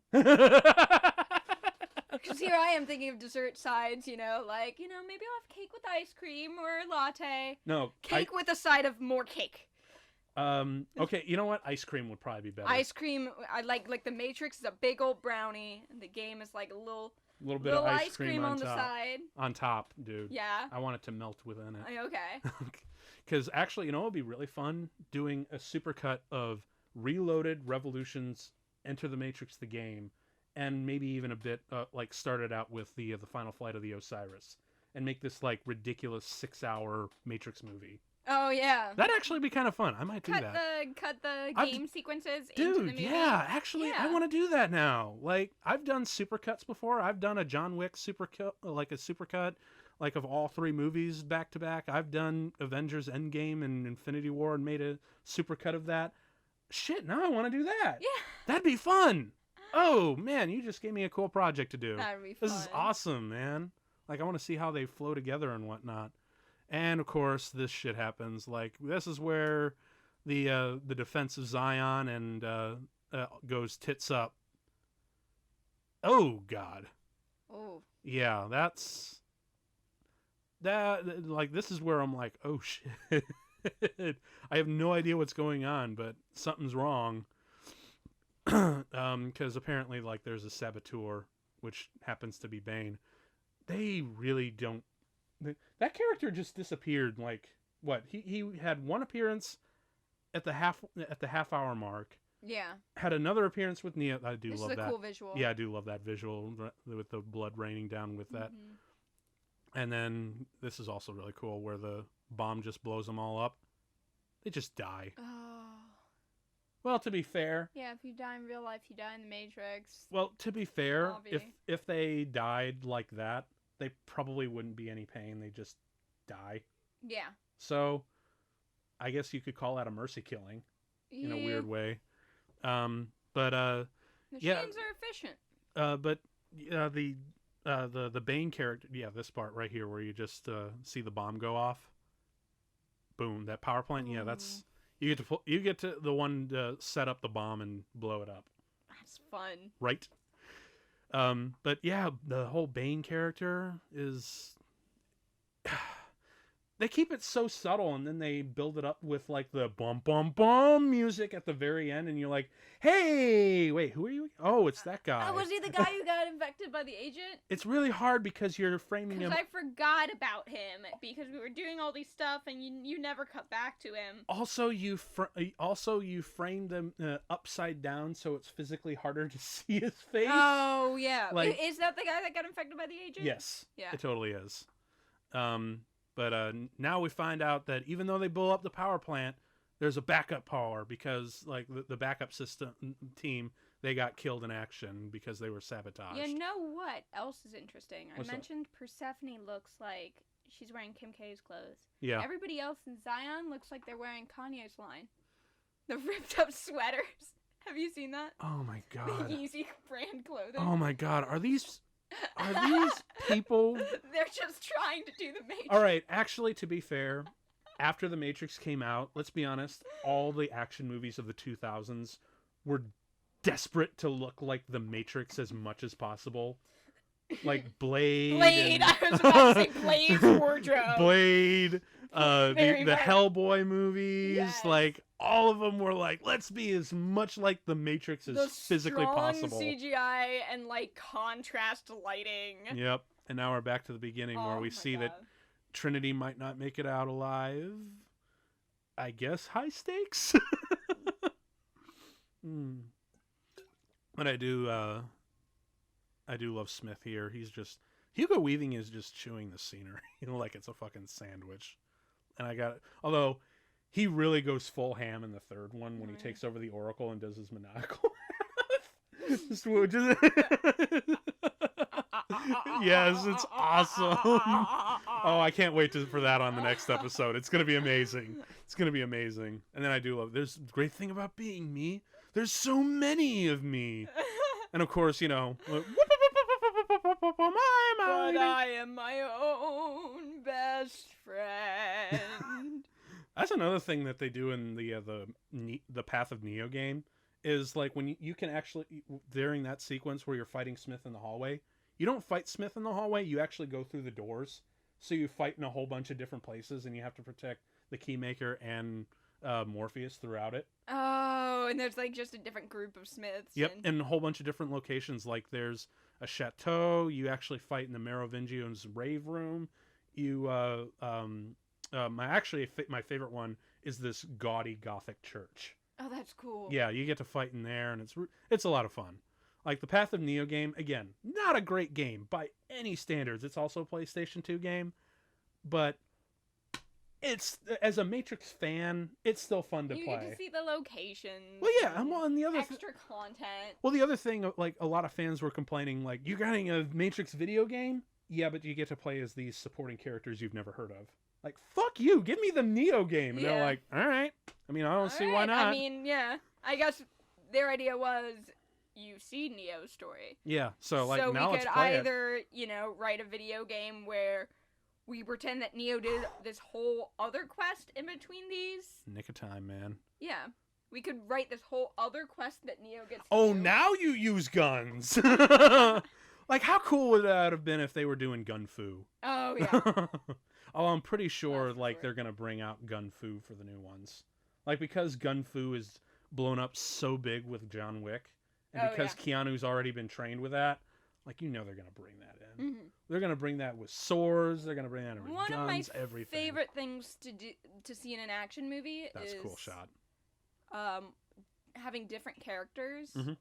have very different fighting styles and have the movie stick to that. So when you see, this character who does the gun fu type stuff go against, this character who always uses the sword versus this character who's very clever with what they're doing, Mm-hmm. then these are the two Right. kind of skill sets that are going against each other. I really like seeing, I don't know, I felt like the Raid had that a lot. Yeah, definitely. Yeah, like you It's- could see like it's- the Mad Dog type character, or like, this person uses this sort of weapon, and It's to the point where you could, if you frame them in silhouette, you would still know who's who. yeah, Yeah, which Yeah. would be a really great way to define your character. And then, of course, the Door of Light. Good thing he's wearing sunglasses, am I right? Oh, yeah. And then, of course, is he gonna go meet Will Ferrell? I fucking wish.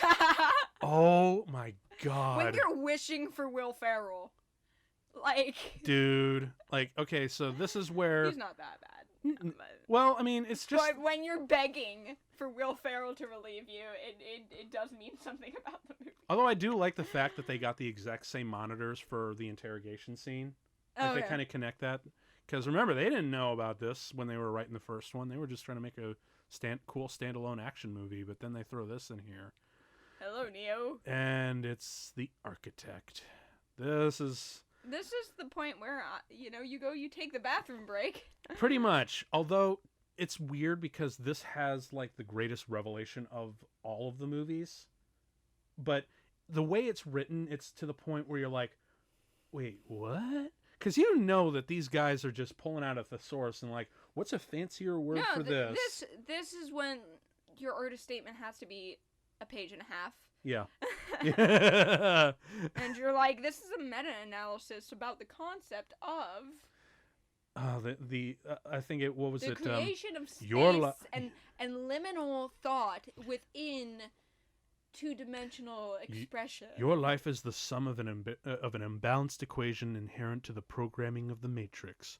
Ergo, concordedly, vis-a-vis. You know what? I have no idea what the hell I'm saying. I just thought it would look cool. I just thought it would make me sound cool. But no, look, like, Shut the fuck up, Colonel Sanders.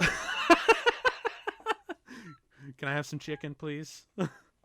I wouldn't mind some KFC chicken. It's been a But while. does chicken really taste like chicken? Or Does does it? it taste like tuna? Oh, or fucking- tasty wheat? Enough of this. Like, I actually do like how they The multiple Neos. well, the multiple possible reality or reactions that he could have. Mm-hmm. But again, it's not. I like the story where they're going, but the way that they're writing it is just so not good. Yeah. Like, it would have been so much more interesting if they showed Neo, or if the Architect only appeared through the monitors. Oh, and- that'd be cool. And just kind of told him about the different matrices, because essentially what he's saying, for those of you who still don't know what the hell he's talking about, and I don't blame any of you, essentially what he's saying is he created when humanity was plugged in initially after being initially enslaved. They made the first Matrix, which was supposed to be a paradise and make everyone happy, but because here's where he's talking about it, but it was supposed to be a happy place, but no one rejected it because if everything's happy, then something's wrong. So he decided to do one more miserable and go the completely opposite direction, but he had similar results. And then the Oracle said, well, let's give them the choice, the subconscious choice, and that retroactively gave them the 99% capacity. And to control the other 1%, they created the role of the One, which acts as like a Christ figure that frees them, teaches them what the Matrix truly is and the truth of how humanity is enslaved, send all the freed people to Zion, and the One is essentially like a shepherd taking all the red pills out of the Matrix to Zion, and then once all the red pills are out, the Matrix is operating at 100% capacity, and the machines can just kill the escapees. And then and everyone in Zion is wiped out. So they kill all people who reject the Matrix subconsciously. Everyone within is fine. They reload the program, and the process starts all over again. And Neo is the 6th version that's done this. So when like Morpheus says the year's closer to 2199, it's actually closer to 2699. Oh yeah. Yeah. So the machines have been dominating the human race for centuries, instead of just like decades as previously thought. Yeah. So that's essentially what he's saying, and that's a cool idea, you know. Is that your role as the hero is actually twist? Yeah, it's evil. Another. It's a program working for the Matrix. It's quite literally another, as Neo very properly puts. It's just another system of control. Yeah. And the Oracle's prophecy truly is a lie, which I really wish they kind of went with the whole idea that that he doesn't trust her. Because she is technically a part of the system.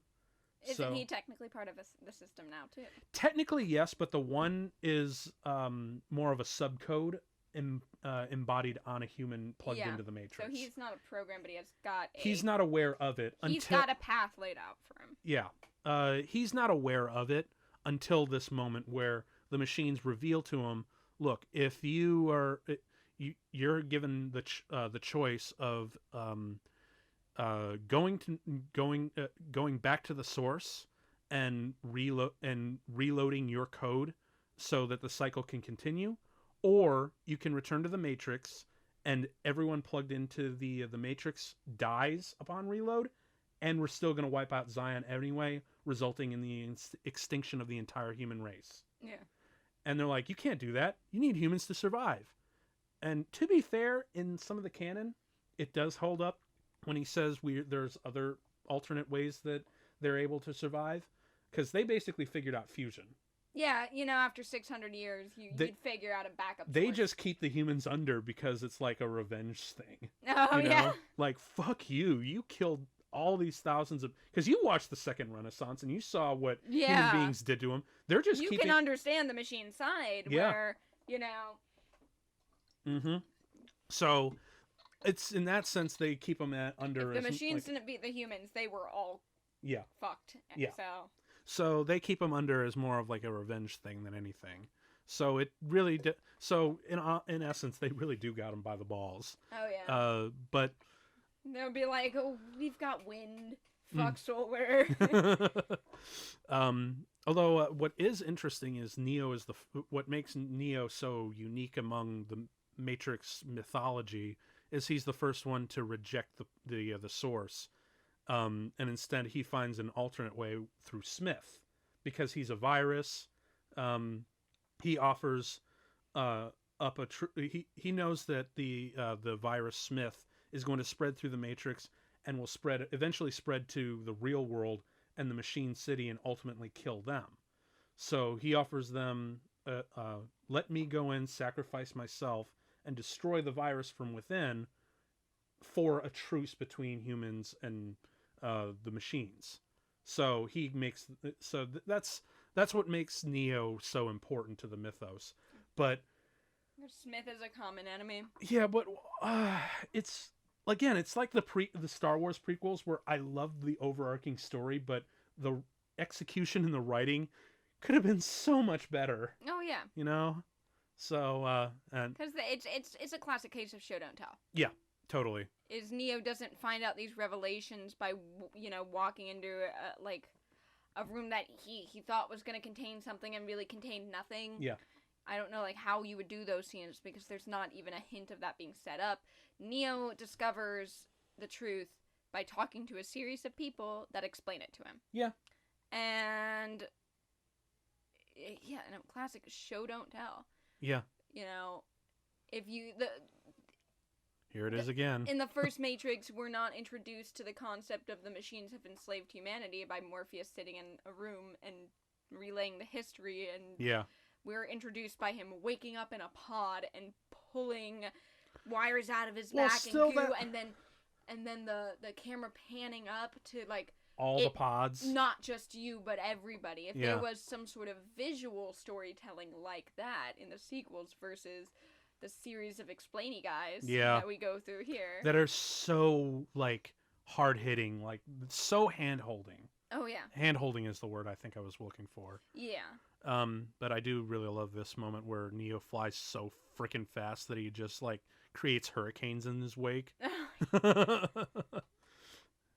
And then, look at that shit. I love it. Cars flying behind him. Do you notice how still he is, actually? Yeah. He is really static. None of this is phasing him. The only thing he cares about is Trinity's destiny right here. And I do like this moment right here where he just, tightens his fist. And then just goes even faster. Holy hell. That's a... I also think that this is, got her. redundant of the first movie where she knew the prophecy that, I'll love the one and he'll die, and then he died and she brought him back. And let's just do the opposite in the second movie. Yeah. Also, there's another really glaring thing that, again, this is something I can't defend despite me really loving these movies. Trinity dies here, only to die again in the sequel. Oh, yeah. Literally, either kill somebody or don't. Honestly, this should... Because the second time any character dies, it doesn't have the same effect. Yeah. Honestly, you know what? I'll accept the fact that she gets to come back with Neo, he pulls the bullet out, and then she dies anyway, and he goes back in and, restarts her heart and whatnot. I'll go with that in this movie, but you need to swap out Trinity with Morpheus in the second one. You know? You just go through it again. Yeah. And when a character dies twice, you've already gone through the emotional waiting for them to die. Because honestly, if they kill off Morpheus here, that would have kind of been amazing. Oh, yeah. Also, man, why didn't they kill off Morpheus? Because he didn't do really a whole lot of major things in the third one. He would have been a really likable character that would have had the gravity of death. Yeah. People would have been shook to see that important and that iconic of a character die. But at the same time, since he didn't have so much writing in the third, it wouldn't have impacted the actual storyline. So he actually would have been a perfect character to kill. Oh, man, that's... It would have been a crazy emotional scene. Because honestly... He would have been what the people would have been angry. People would have been... Also, when... Single tears... Hell, even if Morpheus was the one he had to save in that case, because also, it would have been kind of... still. Yeah, I was about to say, it would have been kind of hot if they made it. But no. Neo has two hands. But no, actually, I wouldn't have minded if, he has a choice. Well, he saved Morpheus here, but honestly, if that was just Morpheus, that would have been fine by me, because... it makes sense in the third one where, Neo and it feels right that it's Neo and Trinity going to the Machine City together. Yeah. Because that feels correct. And also, because Neo is destined to die there, Trinity should probably die in that crash too. Mm-hmm. Because let's face it, she probably wouldn't be able to really handle life without him if he were to go. Yeah. And also... It would have been kind of really awkward to have Neo and Trinity, stand up to the God Machine, Yeah. Because Neo is going to get jacked in to, take out Smith, but it's just... Carrie Ann would have just, just Trinity... standing there, yeah. Good luck! Dude, really? So, it's cool in Revolutions, but here, like, either Trinity dies or swap him out with swap her out with Morpheus. It's redundancy. You do the same thing over and over, and people get emotionally numb to it. You know, if you mourn for a character and then you have to go through that again, you're not going to mourn a second time. No. Yeah. So if you, first of all, this is redundant of the first movie's like prophecy. Yeah, the prophecy is a lie. The person that I love is going to die, and then I bring them back to life with my love. Yeah, that is copied from this one. And then Trinity's death is redundant in the third movie. Spoiler, Trinity dies. Oh, yeah. That was like the... Oh, shit. That was the big spoiler of the 2000s. Mm-hmm. That was what made people angry before Snape killed Dumbledore. Before that, we just had Rosebud, like, for 30 years. It's a fucking sled! and then Trinity died. And we're like, yes, another spoiler. And then, although this I thought was kind of cool. Like, actually, you know what would have been really cool? If they blew up the Nebuchadnezzar like this and killed Morpheus at the same time. Oh my god. But I would have been crying. But they left Morpheus's body in there because they had to leave because there was a bomb coming. Oh yeah, like if you were plugged in. You know what? That would have been. Oh, I would have been so sad. That line right there. I dreamed a dream, but now that dream is gone from me. Yeah. That's the whole reason why they must have kept his character, just so he could say that stupid line. But what if he was plugged in and they told him a bomb was coming and was like, "We're gonna get you out," and he's like, "No," and then he could say that line in the Matrix before and then close his eyes and accept. And he just dies and falls off a roof. Or yeah, he could fall off a roof like super dramatically, like action scene. Or it could be something super serene, like he knows he's gonna die, so he sits down and closes his eyes, and then it blows up and it cuts to him, and you can just tell dropping. No difference. He could sit down and you could like not even. Did he close his eyes? He already accepted that he was dead. Damn, that's a good rewrite. Where were you?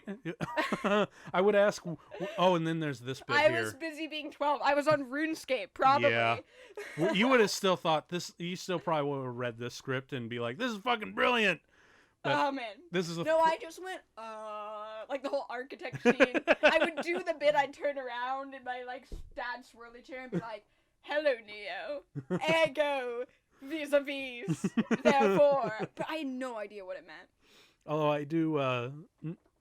This was the first time that Neo flexes his real world powers, because apparently now that he's aware of the source, he can feel machines in the real world, which still not sure how that works. Well, I mean, I guess if you put a magnet by a computer, it affects the computer.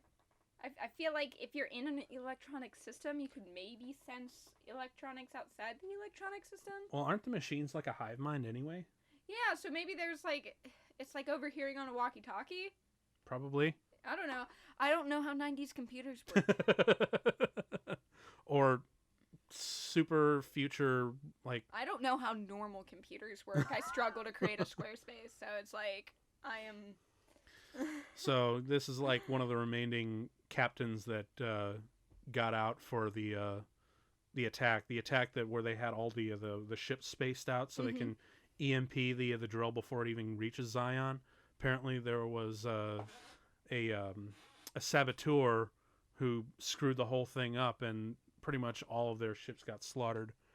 Oh yeah, that screen looks frozen over there. Oh, that's cool. Just speaking of computers, cool. It's fine. I didn't know if we were still recording. No, it's fine. Keep going. Sorry. But apparently there was only one survivor of the attack, and. Wow, this music is really overly dramatic because it's bum, bum, bum, bum, bum. And you're like, it's, what's his face? It's really hard. Who is that? To be concluded. So that probably was the whisper in the theater. Who was that guy? Honey, what's going on? Like, wait, who is that again? Like, wait, oh, it was that one guy who maybe might have been taken over by Agent Smith. Is it? I'm not sure. He's upside down. God, like. So I think this is still worth a watch. Mm-hmm. The action scenes are amazing. Okay, effects, action, the style, even some of the performances. Yeah, I'll take them. The writing. Full Star Wars prequel syndrome. Full Star Wars prequel syndrome. Like, it just really got... Because let's be honest, the Matrix, when the first Matrix came out, it was hailed as like the new Star Wars. Yeah. Like people are overly praising, the Wachowskis, the way they overpraised George Lucas, saying he could do no wrong. This man's a genius and whatnot. And like themselves, they kind of got caught up in it, which I really can't blame them. It happens to an artist. And when you think that you can do no wrong, something will wind up blowing up. Yeah, and I've seen these philosophical concepts thrown around in shows that dumb it down a little bit more. Like, they're not hard to understand. I think everybody understands illusion of choice, fatalism. Everybody understands. These are things that I said, like Good Place, Rick and Morty, have done better because they didn't explain them. Yes. I think the saving grace about those scenes is they are not that long. I don't think that they're that winded. You could, if this was shown in a theater, I could just time my bathroom breaks and have a grand old time. Yeah, probably. Yeah. It's like 3 minutes of cringe max and then back to the cool fighting. Yeah, I'll take that. Well, also another thing is, like, along with the first one, these movies allowed action movies to have those big deep thoughts and whatnot, because a lot of that, it was just like straight up action. There really wasn't it was really simple plot, like, oriented, no real room for ideas, because it's all about the next big set piece and the next big set piece. Yeah. So, and I don't know if these concepts were as well known back in the 90s. If people were talking philosophy enough to throw it into cartoon comedy. Yeah.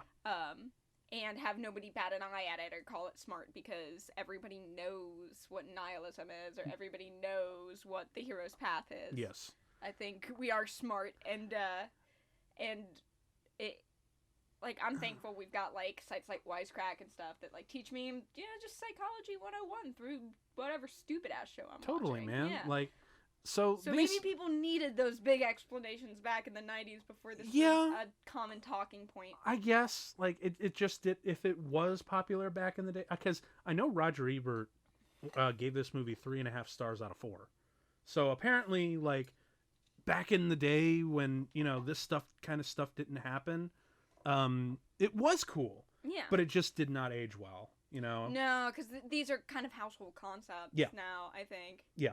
But I think even though it hasn't aged well and there are a lot of problems with it, we got to admit it's because of these movies we were allowed to have that be so mainstream nowadays. Yeah, same thing with the CGI is this was, it's a stepping stone to stuff like this. And now almost every big action movie has at least some part where it tries to be deep or some part where it grasps at a meaning. Mm-hmm.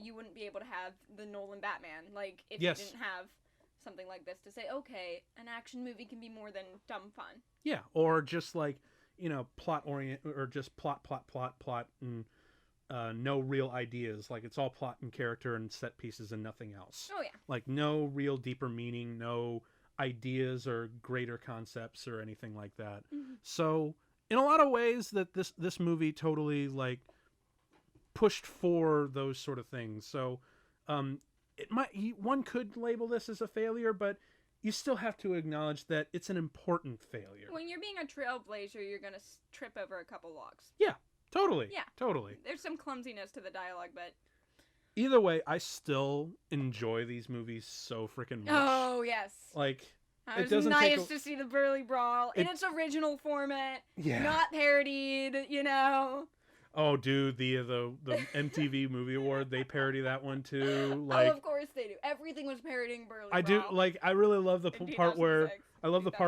all the Smiths are, like, jumping on top of Neo. In the parodies, you just hear dog pile, dog pile, dog pile, dog pile, dog pile. I think the first introduction I had to The Matrix was a guy who just dubbed over it. Like, he just put it on mute. And I think it was the kid who's like, can I hold your bag? Can I touch your face, Mr. Neo? No. You can touch my face. I don't wanna. I don't know. Stupid things like that. I have a cassette tape in my house where I tried to do that. Shit. I had a cassette. I put it into my, because that's how you would record stuff before you had, like, iPods and stuff, even though it was the CD generation. where I just muted Star Wars and talked over it. So it still exists somewhere in my house. Oh my god. Okay, so like me at age 13, like having seen that stuff on the internet, just going like, "No, Uncle Ben, I don't want to eat my soup. It has a fly in it," or some shit for 2 hours. Dude, okay, so I will never do Star Wars because there are so many different versions and fan cuts. And... you couldn't. The audience couldn't sync it up to no, the right one. totally. It so just wouldn't be feasible. there's and plus some people don't have the original cuts. Some people may never have heard of the specialized version, or they may only have the Blu-ray version, and the Blu-ray version is terrible because Star Wars fans are like that.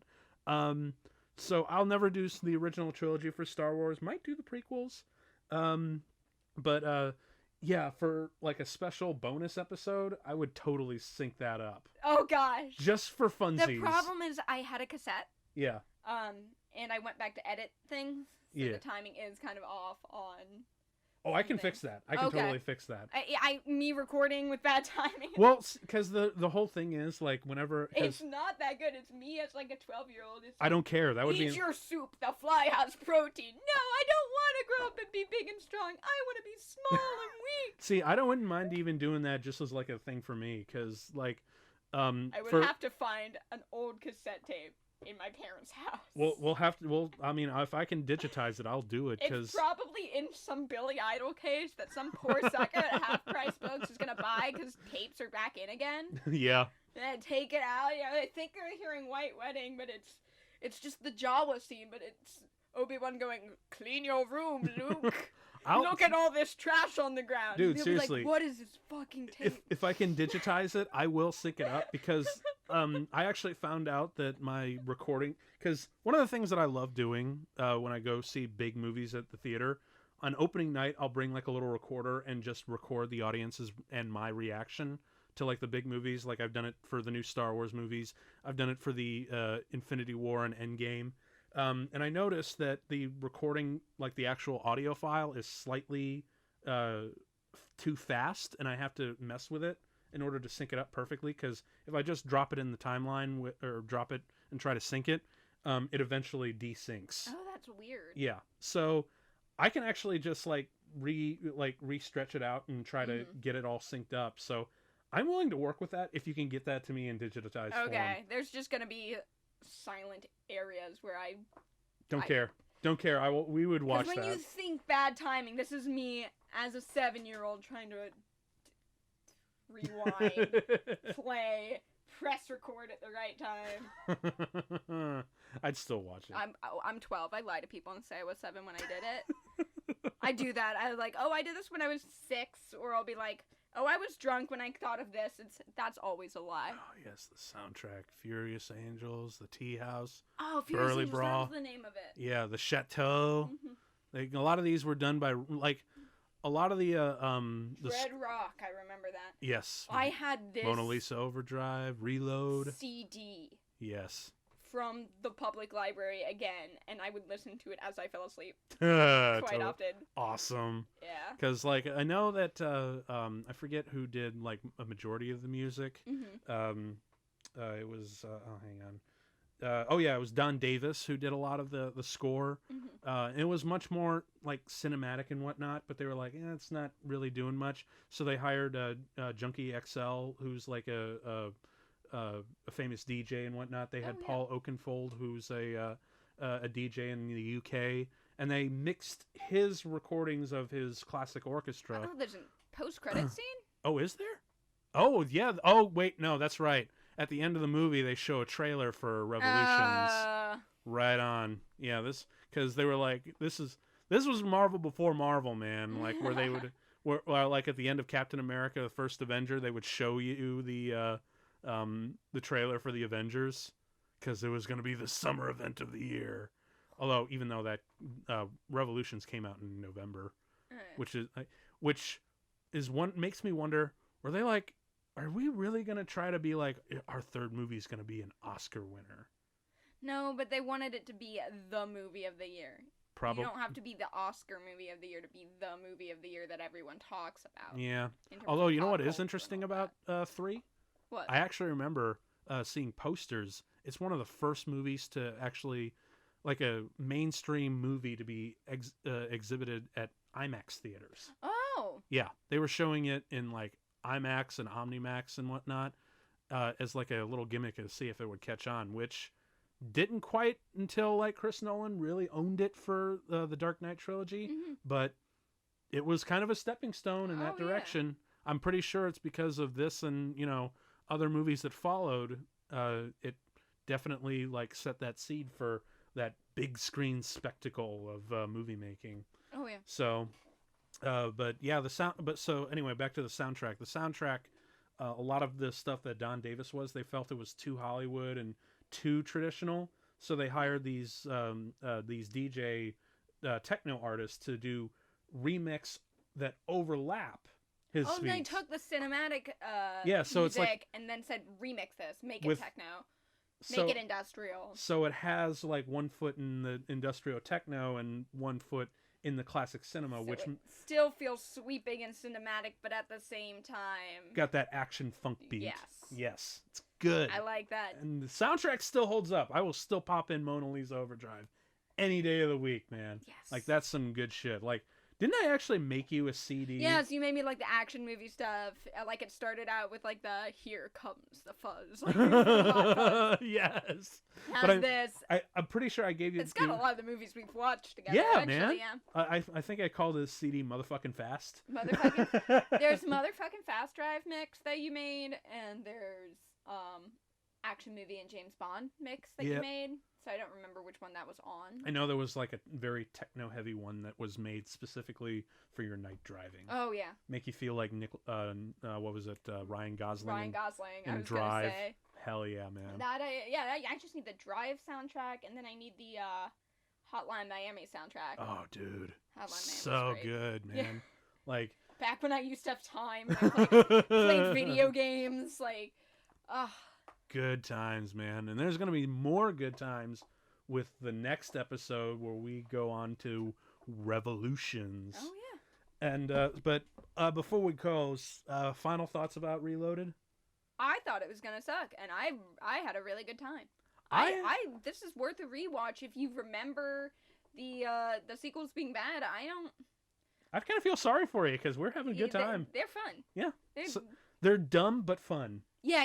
If you want to just watch a good action movie with good sequences, yeah, the Matrix sequels, I think they qualify. At least two held up in the action and effects. Yeah, in the dialogue writing, not so much. I was looking at you and talking to you. I wasn't even reading what the fuck the architect or whatever was saying. I zoned out during those, but they're short. You'll get through. Short-ish. I mean, time is relative because we watch these movies time with is an illusion. like pants. But no, we watch these movies like on closed caption because we don't want Warner Brothers saying give us money or anything, like, or just like take us down and whatnot. Especially if we do anything by Disney. Don't fuck with the mouse. Don't fuck with the ever. By saying that name. So like, I guess if you actually were someone who had to, watch the movie as it was playing out and try to like figure it out, I'm pretty sure those scenes would be infinitely longer than they actually were. Yeah, I'm over here planning my burlesque event of the century. if any men want to hit me up about a Burly man brawl, yes. Although I will say this though, choreographers. Hey, you know what? At least we're doing people a service here, because again, if you we're talking over the architects. Exactly. No. I was about to say because like. The movie itself, while it's still really watchable on its own, there's still parts where you're like, oh, God, really? We're the ones filling you in and entertaining you while the boring stuff is going on. Watching it with us on mute until anyone starts speaking and then just tune into us. Yeah, man. When they fight, you can turn us off, whatever. Although, listen to us during the rave sequence, because we have so many more interesting ideas than what was on screen. Become stalactites. No black lights, please. Oh yeah, give the machines black lights. They just die of shock. They're just like, that's it. I don't the think humans so. won. No, actually, goodbye. No, dude, actually, I think that they wouldn't be that freaked out because let's face it. Remember, when we're plugged into the Matrix and our we pods, talked about the Matrix vibrators. Yeah. Last episode. So they probably wouldn't be like, yeah, that's pretty typical. That's pretty. Because they've had us plugged in for 6 centuries. They know Rule 34. They've done every. Pretty much. I mean, they haven't seen it all at once, so maybe their processors get a bit hot. Maybe they start dancing. And that's how we achieve human-machine peace. Mechanical hentai is what it becomes. Mechanical. That absolutely exists. I was on DeviantArt in 2005, and let me tell you, that absolutely exists. Bring on the Sentinel porn. Bring on the Sentinel porn. You don't have to bring it on. There's already a ton of it out there. We're going to see a resurgence after the 4th movie. I'm excited. Yes. I need more monster hentai in my life, I guess. Oh my god, like the god machines in the Machine City, and how crazy it must get with those things. Oh my gosh. Okay. Yeah, we were talking about how anime inspired the Matrix is, and I'm thinking, like, just go the full 9 yards. Right. Alright. Holy shit! Wow. We're gonna stop here. We probably should, because we're getting into some We're gonna get demonetized. Also, we're probably just like, we don't want to blow all our material because we still got one more movie to go, and we don't want to blow all our material. Shut up! Shut the fuck up! Shut up! We don't want to blow it all over the cave. Goodbye. Okay. So yes. We are jacking out of the Matrix. So we jacking? Motherfucker. I can't do this no more. I'm out. So, all right. So this has been a great episode. If y'all want like any suggestions for the future, comment below. You can email us at www.comtrack.podcast@gmail.com. And you can catch us next week for the Matrix Revolutions, and from there I think we'll just throw one that we've been wanting to do for a while, just completely out, and I'll even put up a little contest thing, see if you cats at home can figure out what movie we're going to be doing next. So I've been Tim Lifite. I've been Hannah Sipnewski. And we are Comtrack. We'll never have to watch a movie alone again. Peace.